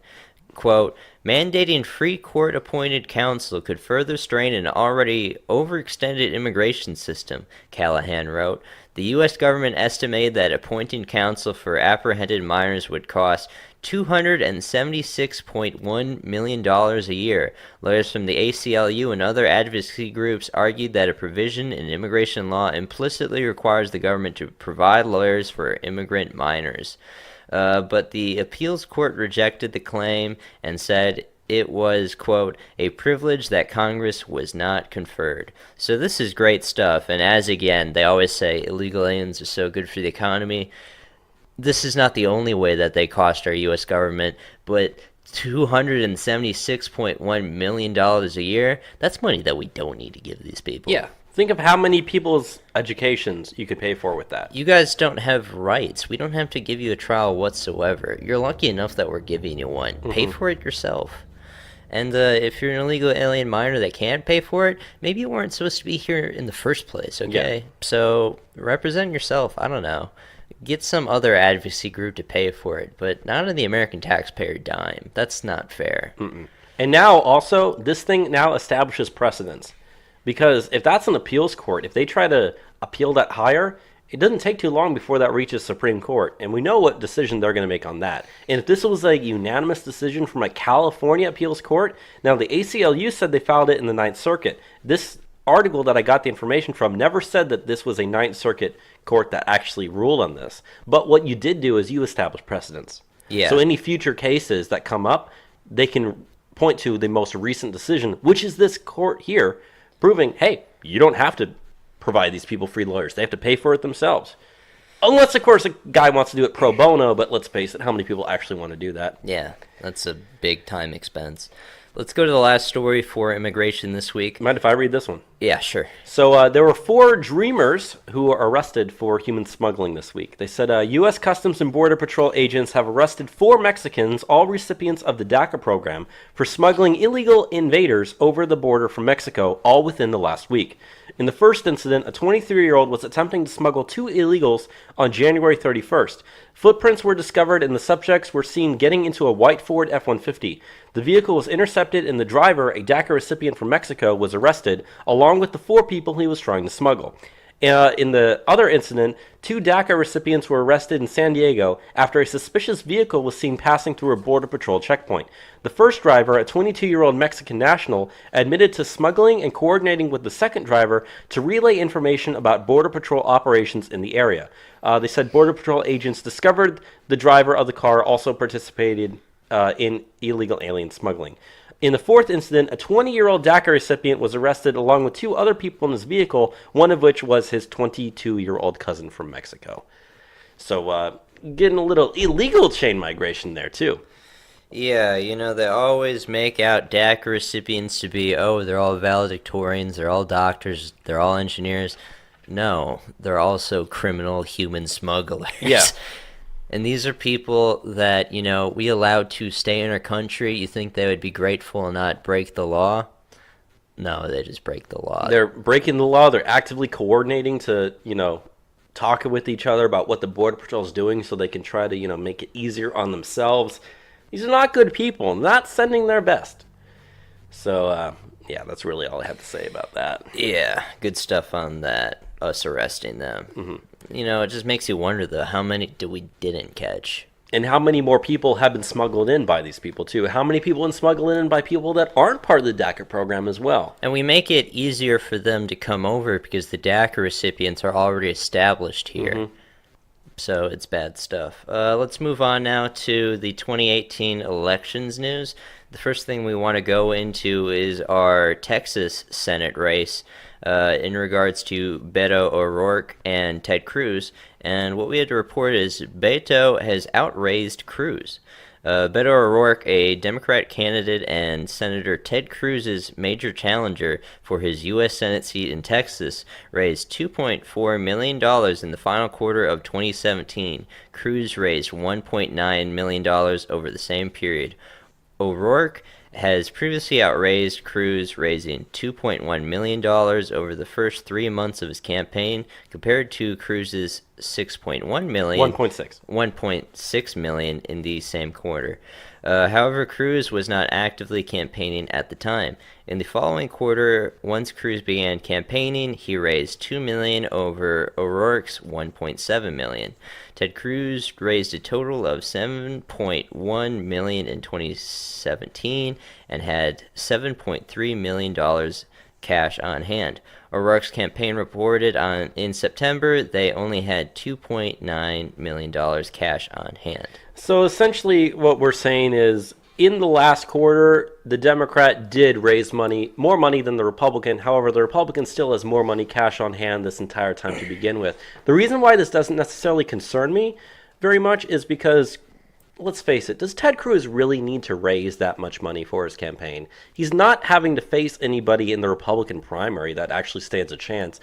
Beto O'Rourke has a few people he's running against, which, granted, I know Beto O'Rourke's going to be the one who ends up winning that primary, but he still has to actively have a primary. Yeah. And so, granted, we say, money. he's raised more money than Ted Cruz has. This is still the primary. This isn't the general election. Fundraising goes way up once you actually start moving into general election mode and you get past the primaries. So again, this doesn't really concern me. Cruz doesn't really need to raise money to win the primary. He's focused on the actual general election. Beto O'Rourke, granted, he's focused more on the general, still has to fight in the primary, so it doesn't really bother me very much. If it was like 2 or 3 times as much money he was raising, that would concern me, but we're talking a difference of maybe only $500,000 or so. it's not going to take you very far. Yeah, so it gives the Democrats a false sense of hope because Which is they're good as far as I'm outperforming concerned. Cruz, which is great. It's funny, in the parking lot here, there's someone that has a Beto sticker. I know, and yeah, I know. Not exactly. that we're like huge Cruz fans. I mean, I hated him the most during the primary, but I mean, he's an all right senator, and we don't want him to lose. No, definitely not. I guess I'll do the next story. So Yeah. Trey Gowdy is not seeking re-election. So Representative Trey Gowdy, Republican from South Carolina, who's also the chairman of the House Oversight Committee, announced on Wednesday his intentions to not seek re-election this November. Gowdy said he'll leave Congress and return to the justice system. He said he doesn't want to work in any defined federal government role, however. Gowdy represents South Carolina's 4th congressional district, whose CPVI is R+15. South Carolina holds its primary on June 12th. So I'm not going to read his entire statement that he posts on Twitter because it's kind of long, but essentially he's saying that he just wants to return to the justice system and do whatever he can there. That doesn't necessarily say that he's going to be a judge. Could mean he just might be a regular lawyer, but it's also possible that we might have something else in stall for him. I know he said he doesn't want to work in any defined federal government role, but, if you offered him the role of, say, Deputy FBI Director or Deputy Attorney General, He would make a good replacement. he would make a great replacement for these people that may or might not get fired or have to quit soon due to, what we talked about earlier with the memo. So I would love to see Trey Gowdy in one of those positions. I'm skeptical that he actually will end up in one of those positions simply because of the fact that he said he doesn't really want to work in that type of role. But you never know. He's been generally pretty good for us, so he would make a good replacement wherever you put him. Yeah. But the reason I added that the information about the CPVI being R+15 is just you have to ask yourself, okay, are we at risk of losing this seat? The answer is no. Let's go into the next news, which is great news. Democrat lead on generic ballots down to only 2 points. A new Monmouth University poll taken before Trump's State of the Union address shows that 47% of voters would pick a generic Democrat compared to only 45% of voters who would pick a generic Republican. This is a massive decrease for Democrats, as last week their lead in the same poll was a whopping 15 points, leading the generic ballot 51-36. The poll also shows President Trump's approval rating has decreased from 32% to 42% over the last month. A Rasmussen poll taken after the State of the Union address now has Trump's approval at 49%. With the passage of tax reform, 55% of voters say Trump has achieved legislative success, compared to only 42% who said so in December. Last month, voters disapproved of the tax reform bill 47-26. They are now tied at 44%, as we mentioned earlier. Last month, 50% of voters believed taxes would rise, compared to only 36% of voters today, which we mentioned before as well. But yeah, this is extremely important, especially heading into the midterms. They've been leading on generic ballots for quite a while, which is a pretty good assessment of how the party will do in the midterms. Also, it's very important to note the approval rating for Trump, because that has an impact on midterms as well. A lot of people see it as a referendum on the president, and him doing well now bodes well for the Republicans in the midterm. And now having this down to a 2-point poll, I mean, we might be swinging past these people even more now. This is a poll before the State of the Union. We might be even right now, and who knows? In a couple months, we'll be ahead maybe. We might be ahead, and even if the Democrat lead on the generic ballot is down to only 2 points, and let's say it stays like that, that still means we win the midterm. Because if you're in a if you're in a D+30 district, you can blow the other person out. That's still counted in that generic ballot. If you're in a swing district that's slightly Republican, you might have more Democrats or more votes for Democrats in these two districts, but you still end up with one Democrat and one Republican, just the way that things are districted. And so if this was, that 15-point lead like we were talking about, that would concern me. But down to only 2 points, I mean, essentially that's a statistical tie. That's within margin of error. Yeah. And if we've learned anything recently about margin of error and polling when it comes to Trump and Republicans, probably safe to say take our side of it. Yeah. And, you got to keep in mind as far as congressional districts go, Democrat areas are extremely concentrated. So, as you said, it gives credence to their generic ballot, but their vote isn't effective when they're already voting in very safe Democrat districts. And as we've said many times before, at least I've said, if you gave the Democrats every single district Hillary Clinton won congressionally, and you gave them every district that Trump won within 5 points, that's still not enough to flip the House of Representatives. So really the idea that the Democrats are going to have a blue wave at this point already seems ridiculous, but hey, keep on believing it, because I can't wait for them to be disappointed. Yeah, and there's also some, I've also heard some talk about the possibility of of some information being released regarding voter fraud here in the next couple of weeks, but I'll hold off on that until it actually happens. But I guess, do you mind if I take the next story here? Sure. So the DNC is dead broke. The Democrat Party is carrying more than $6 million in debt, according to year-end filings, and has just $6.5 million in the bank. You do the math, that means the party is working with just over $400,000 overall. The Democrat Party has only $400,000 working. There's a reason why Hillary Clinton had to pay these people. Yeah. I mean, they were already broke heading into 2016. Yeah. Meanwhile, the Republicans are swimming in pools of money. The Republican National Committee has raised $132 million by the end of 2017, which is about twice as much as the DNC, and entered 2018 with almost $40 million to spare with not a penny in debt. However, there's one thing I didn't write down here that I do kind of want to mention, and that's the fact that there are, I think the number was, there are 50 Democrats that in the last month have outraised their Republican rivals with money. Because what essentially is people aren't really giving their money to the Democrat Party. Instead, they're funding individual candidates. Now, that's not necessarily a problem because of what I said about the whole Beto O'Rourke situation. A lot of these people are having to fight in tough primaries.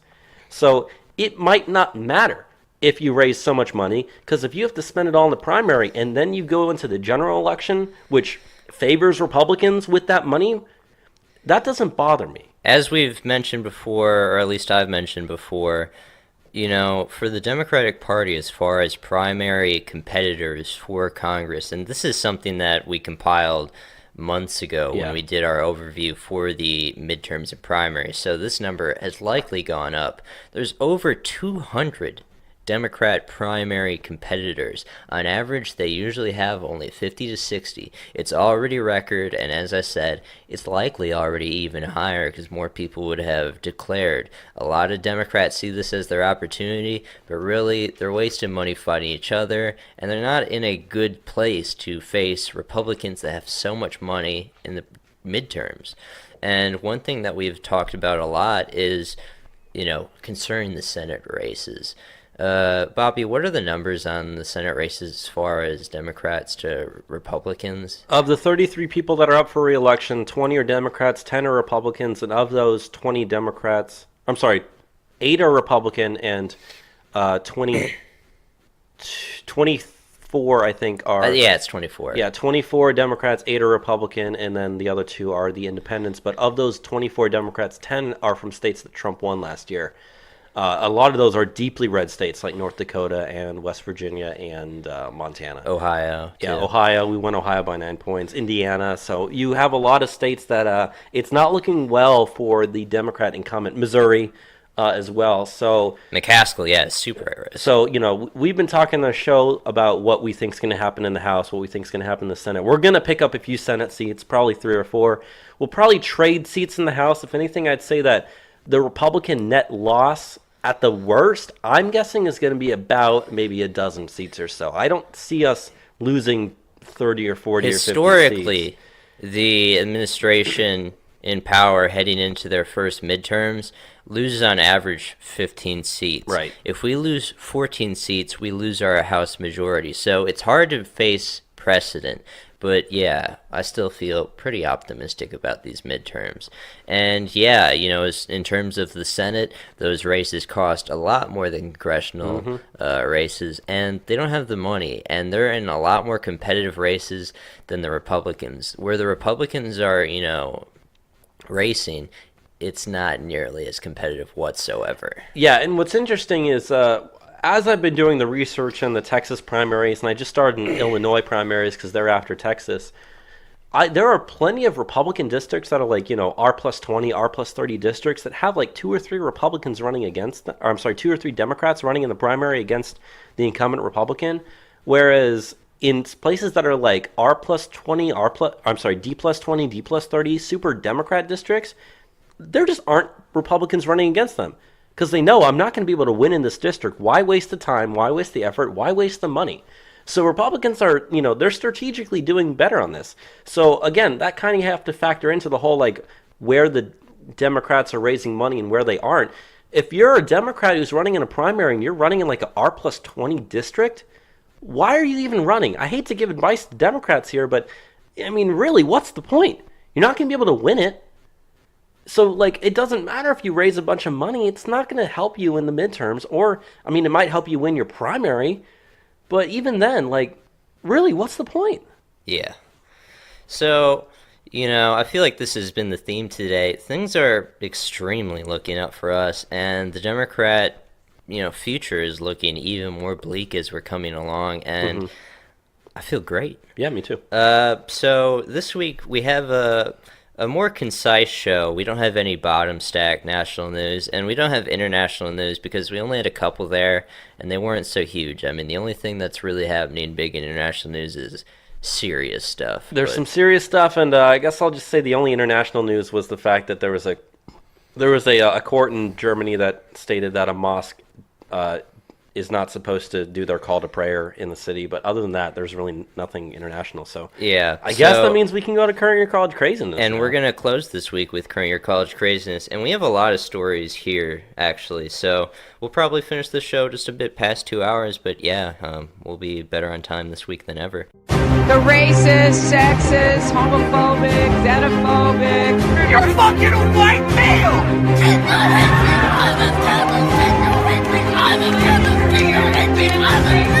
The assumption that women are naturally better caregivers is part of patriarchy.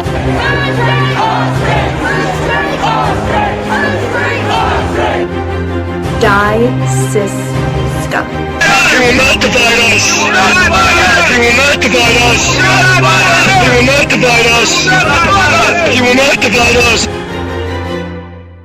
It's time for some current year college craziness. We'll start with New York University. NYU students called the State of the Union speech racist before it ever happened. Campus Reform took to the New York University campus to ask students what they thought about Trump's address, even though the State of the Union was 7 days out from the time the video was shot.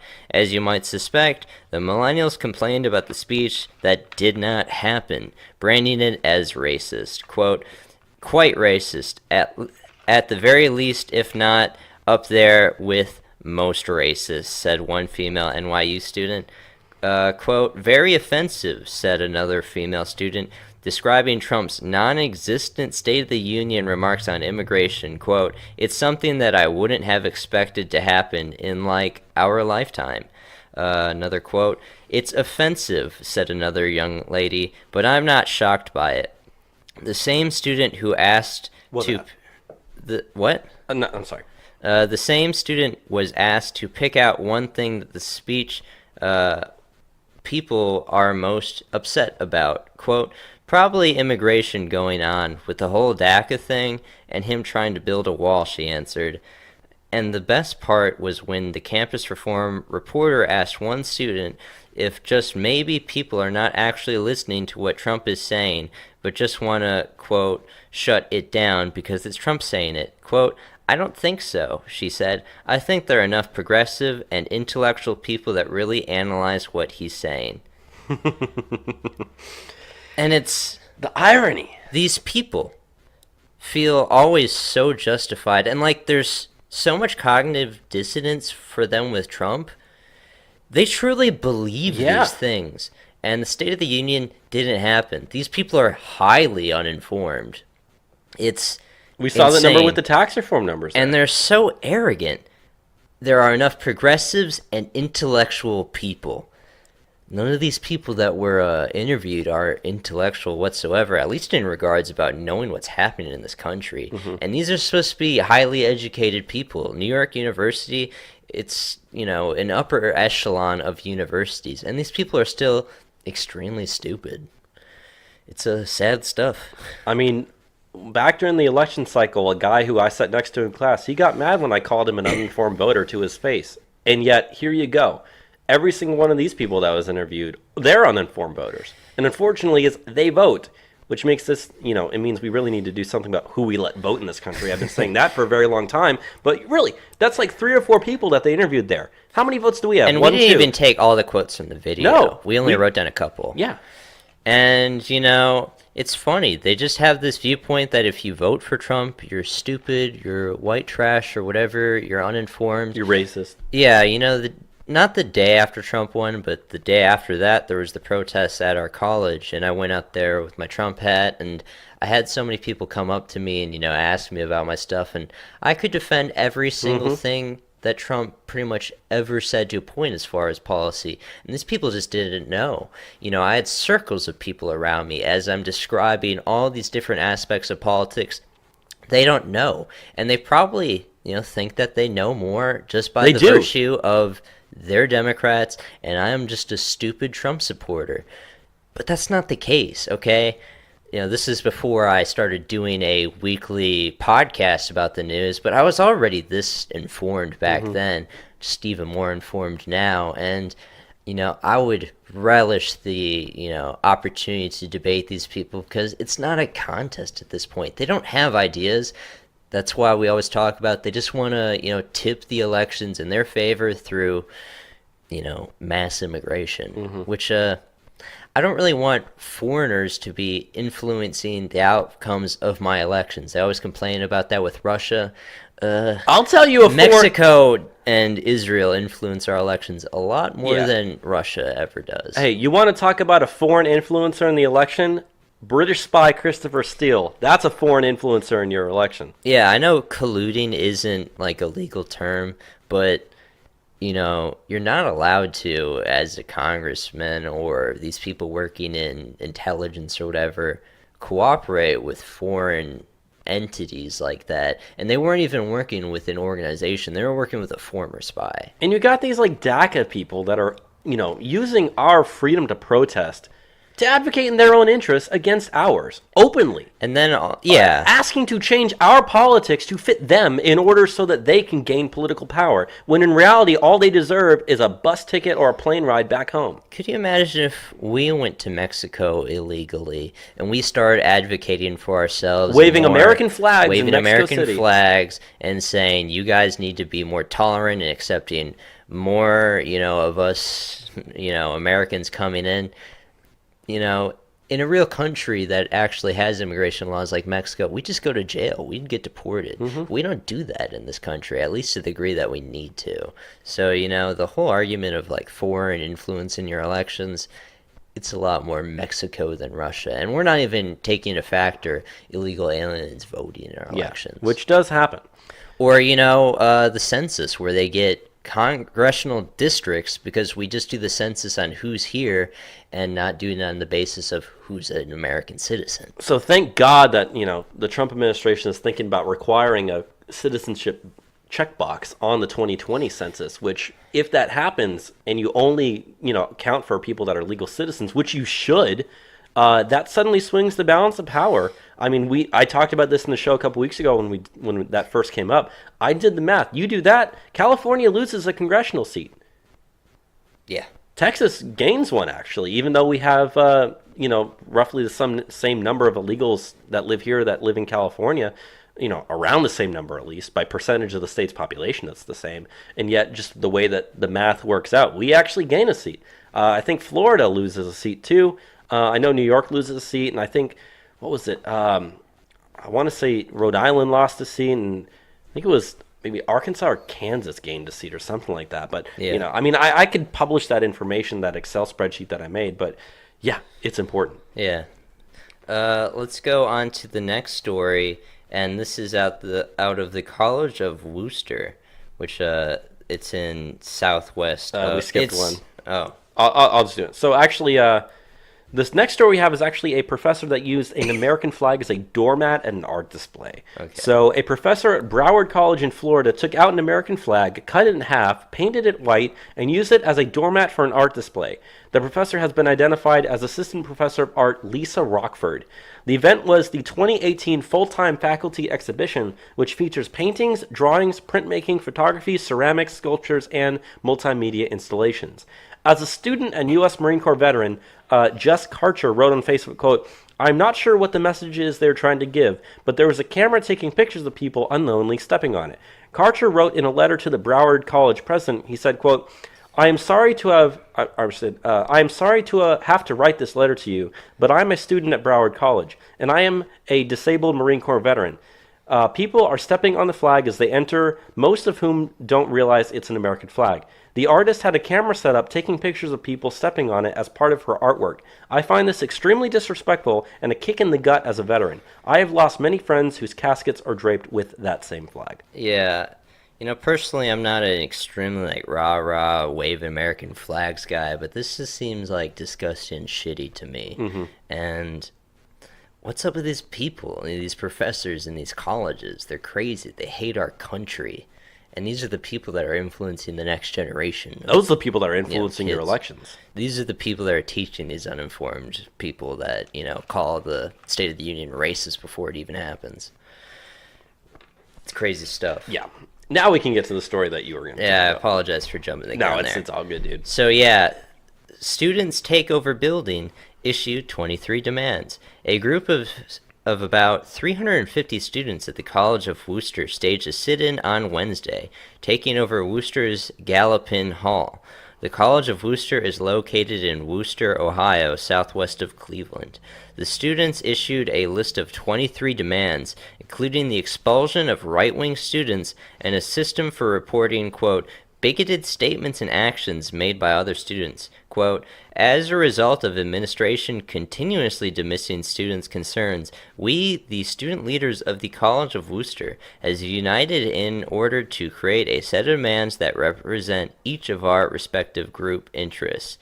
Except right-wing students, I added that there. Mm-hmm. The demands included expulsion of a student who with allegedly racist views, mandatory, quote, consent and bystander intervention training for new students in order that the college's website, quote, must immediately become language-friendly in every possible language, and numerous other stipulations. Notably, the list demands that the college, quote, will not penalize, prosecute, or punish any student involved in the protest and the takeover of Gallopin Hall on January 24th, 2018. This is not the first time that we've seen college students take over, buildings. I mean, we saw it a lot last year. Evergreen College is the one that comes to mind most often. I mean, we haven't talked about that college in a very long time now, but, that was the most famous. Why should these people not be prosecuted for taking over buildings? That's like what criminals and terrorists do. Yeah, and I think it almost reaches a point where, we talk about free speech and whatnot, but, if you're someone who really is a person that loves free speech, if you take that to its ultimate conclusion, you have to protect free speech, which, I hate to say it, but these people are using their free speech to try to censor other people. At some point, you cannot allow that to happen if you love free speech. I hate to say it, you have to censor anti-free speech people from using their free speech to promote anti-free speech values. Because otherwise, you're going to lose free speech. That's 350 people, okay? If they can convince enough people to get their faculty to actually do what they want to do, you've lost freedom at that college. Why? Because you allowed people to do these things. You cannot allow people to do these things. They said that they don't want to penalize, prosecute, or punish any student involved. You need to do exactly that. You need to penalize, prosecute, and punish every single student that was involved in that. You need to expel them from your campus. You need to kick them out. You need to give them failing grades and say, we do not allow this in the United States of America. Get the fuck out. Yeah, and the whole we united with representatives of our respective group interests on campus. It's all liberals. It's all liberals. In that sense, they don't even see right-wing students as, college students, people, humans. They dehumanize anyone that has political opinions that aren't them. And they feel so righteous in these convictions. They'll take over buildings, say, you gotta let us, do criminal acts, and they feel that they can just make all these demands and they have to be met. And you're just acting like savages. Mm-hmm. So let's move on to the next story, which is probably the best one this week. This one's hilarious. So a professor is saying that people who practice yoga contribute to white supremacy. A Michigan State University professor of religious studies, Shrina Gandhi, said that people who practice yoga are contributing to white supremacy and the yoga industrial complex. She co-authored the piece, quote, Yoga and the Roots of Cultural Appropriation, with Lily Wolf, a self-described anti-racist white Jewish organizer, facilitator, and healer, who is called on decolonizing yoga. They said, quote, this modern-day trend of cultural appropriation of yoga is a continuation of white supremacy and colonialism, maintaining the pattern of white people consuming the stuff of culture that is convenient and portable, while ignoring the well-being and liberation of Indian people. Quote, especially during this time when the underbelly of capitalism, which is white supremacy, cis-heteropatriarchy, and xenophobia is being exposed, it is imperative that everyone, especially those who have access to spiritual practices like yoga, ask difficult questions of ourselves and one another. We must ask, in what ways are we complicit in a system that harms people of color, queer and trans people, poor people, people with disabilities, and immigrants? Okay, I got a lot of things to say about this. Go right ahead. Complicity in a system that harms people of color, queer and trans people, poor people, people with disabilities, and immigrants. Yoga doesn't do that whatsoever. Another thing, we live in this multicultural society. They talk about how diversity is our strength. Yeah. But what's the point of all this if we can't even indulge in other cultures? Not that at this point even yoga seems like a different culture. It's just something that people do at gyms and classes. Mm-hmm. But, they talk about we need the liberation of Indian people. Okay, the average income for Indian people is substantially higher than white Americans. So how are they oppressed in any way if they're allowed to succeed past white Americans? How is this a white supremacist system if they are supremely better off than white Americans? Because it's their culture, Enzo. You can't be participating in other people's cultures because that means that you're, I don't know what's the word, being culturally appropriative. And just, hey, if I go to a Mexican restaurant and I like tacos, I'm culturally appropriating. If I'm a white person, I want to do yoga, I'm culturally appropriating the Indians. Why? Because I want to stretch my body out. It's so just crazy, and it just comes down to these people hate white people, they hate cis-heteropatriarchy, which just means white males, and xenophobia, so people that want a country, pretty much. It's these are the people that are leading institutions. These are your quote-unquote intellectuals. These are people that are influencing the next generation, and it's just complete garbage. It's stupid. Extremely stupid. It's to the point where, to a degree, these people are smart, but you need to be really smart to actually delude yourself with these ideas. Mm-hmm. And like I always say, these people they feel so morally righteous, so justified in what they're saying, that they just say the dumbest thing that comes to their mind, and they feel it's legitimate somehow. Let's go on to the next story. Second to last story here. So, an Oxford Islamic Studies professor has been charged with raping 2 women. Professor Tariq Ramadan, age 55, a prominent Swiss academic and professor of Islamic Studies at the University of Oxford, as well as the head of the Islamic Institute for Ethical Training in France, has been charged with the rape of 2 women. Ramadan is the grandson of Hassan al-Banna, the founder of Egypt's Muslim Brotherhood movement. He was arrested in Paris after 2 women accused him of violently sexually assaulting them in hotel rooms in the French cities of Lyon and Paris in 2009 and 2012 after conferences. Leon. The first woman is feminist activist Henna Ayardi, age 41, who leads the women's organization Les Liberates Tristesse. Sorry, I don't speak French. She said that in Paris in 2012, Ramadan choked her so hard that she thought she was going to die and violently raped her. She described the rape in a chapter of her 2016 book titled I Choose to Be Free. The second woman, age 45, has remained anonymous, although she describes herself as a Muslim convert. She alleges that Ramadan raped her in a hotel room in Lyon, is that right? Lyon, France in 2009. She says Ramadan dragged her by the hair to a bathroom and urinated on her before hitting her in the face and body and forcing her into sodomy and rape with various objects. She has been placed in police protection after coming forward. And the reason we wanted to include this story in Current Year College Craziness is because of the fact that, number one, this guy is a prominent professor of Islamic studies, as well as the grandson of the guy who created the freaking Egypt Muslim Brotherhood movement. And yet here he is raping multiple women. Which is a very common recurring theme that we're seeing with Islamic study professors. They often have ties to the Muslim Brotherhood or CARE or the PLO or Hamas or an assortment of terrorist groups, and they're just involved in shady stuff. And it seems like Islamic study institutes are just a haven for this stuff and like bad behavior. One thing that while you're reading it seemed funny is you kept on saying Ramadan, and my mind always just thinks of like the holiday. Yeah, me too. So me it's too. like being choked by Ramadan is like, oh, the holiday is the like holiday insufferable to the point. We shouldn't be laughing about rape. I but know. It seems kind of silly. I don't know. But yeah, bad stuff. Let's go to the final story for this week. And this is about a new degree offered at the University of New York. It's in the entire system. No, it's at Stony Brook University. Yeah. A new degree in masculinity studies. Beginning in 2019, Stony Brook University, part of the State University of New York system, will become the first school to offer a master's degree in masculinity studies, says Michael Kimmel, the program's creator and founder of the University Center for the Study of Men and Masculinities. Quote, I think we've become increasingly aware of the centrality of gender in people's lives, says Kimmel.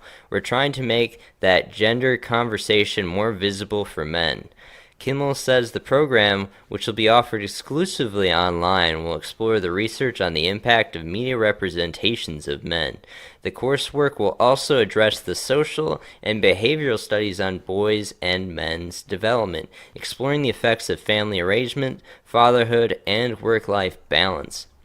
If men are not brought into the conversation as, quote, allies and stakeholders, Kimmel believes they will try, quote, at every turn to undermine efforts to bring about change. Quote, name one reform that women wanted ever that didn't require men's support.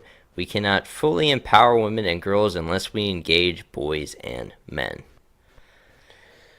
So, I don't know. Hearing all this stuff now, it kind of seems obvious what the subject matter of this course is going to be. Men are bad, they promulgate cis-hetero patriarchy, masculinity is toxic, you all need to be feminists, you need to grovel at the feet of all these blue-haired feminists that, are vastly more moral and intellectual than you, and you need to dedicate your life for the promotion and empowerment of women and girls, otherwise you're just a bad person. And it's just ridiculous. And, I love how they almost try to frame it as if it's like some really good thing, saying like, oh, we need to, make sure that men's voices are heard in this gender argument. Yet, you know exactly what they're doing, like you said. It's going to be more listening as Yeah, it's more like, talking. It's not more like we want women to understand what men are going through in order to fully, bring equality among the sexes. It's, no, we want to make sure that men know exactly where their place is and how they need to react to this sort of stuff. I once was in a feminist meeting many years ago. Yeah, funny enough, feminist meeting. And they have a concept in these meetings, at least the one I went to, called give space, take space, which is based on your privilege, to where people that have more power in society, at least to their own perspective, should give space for those that are less fortunate, oppressed, or whatever, which, to their viewpoint is always women are oppressed, always men are oppressors, even though, institutionally through colleges, females are way more overrepresented in terms of degrees, women are way more overrepresented, and then you can go through the myriad of ways men are disadvantaged. The vast majority of workplace deaths, having to work in different industries that are dangerous for them, being the majority casualties or victims or what have you of violence, because most of the initiators of domestic violence is women.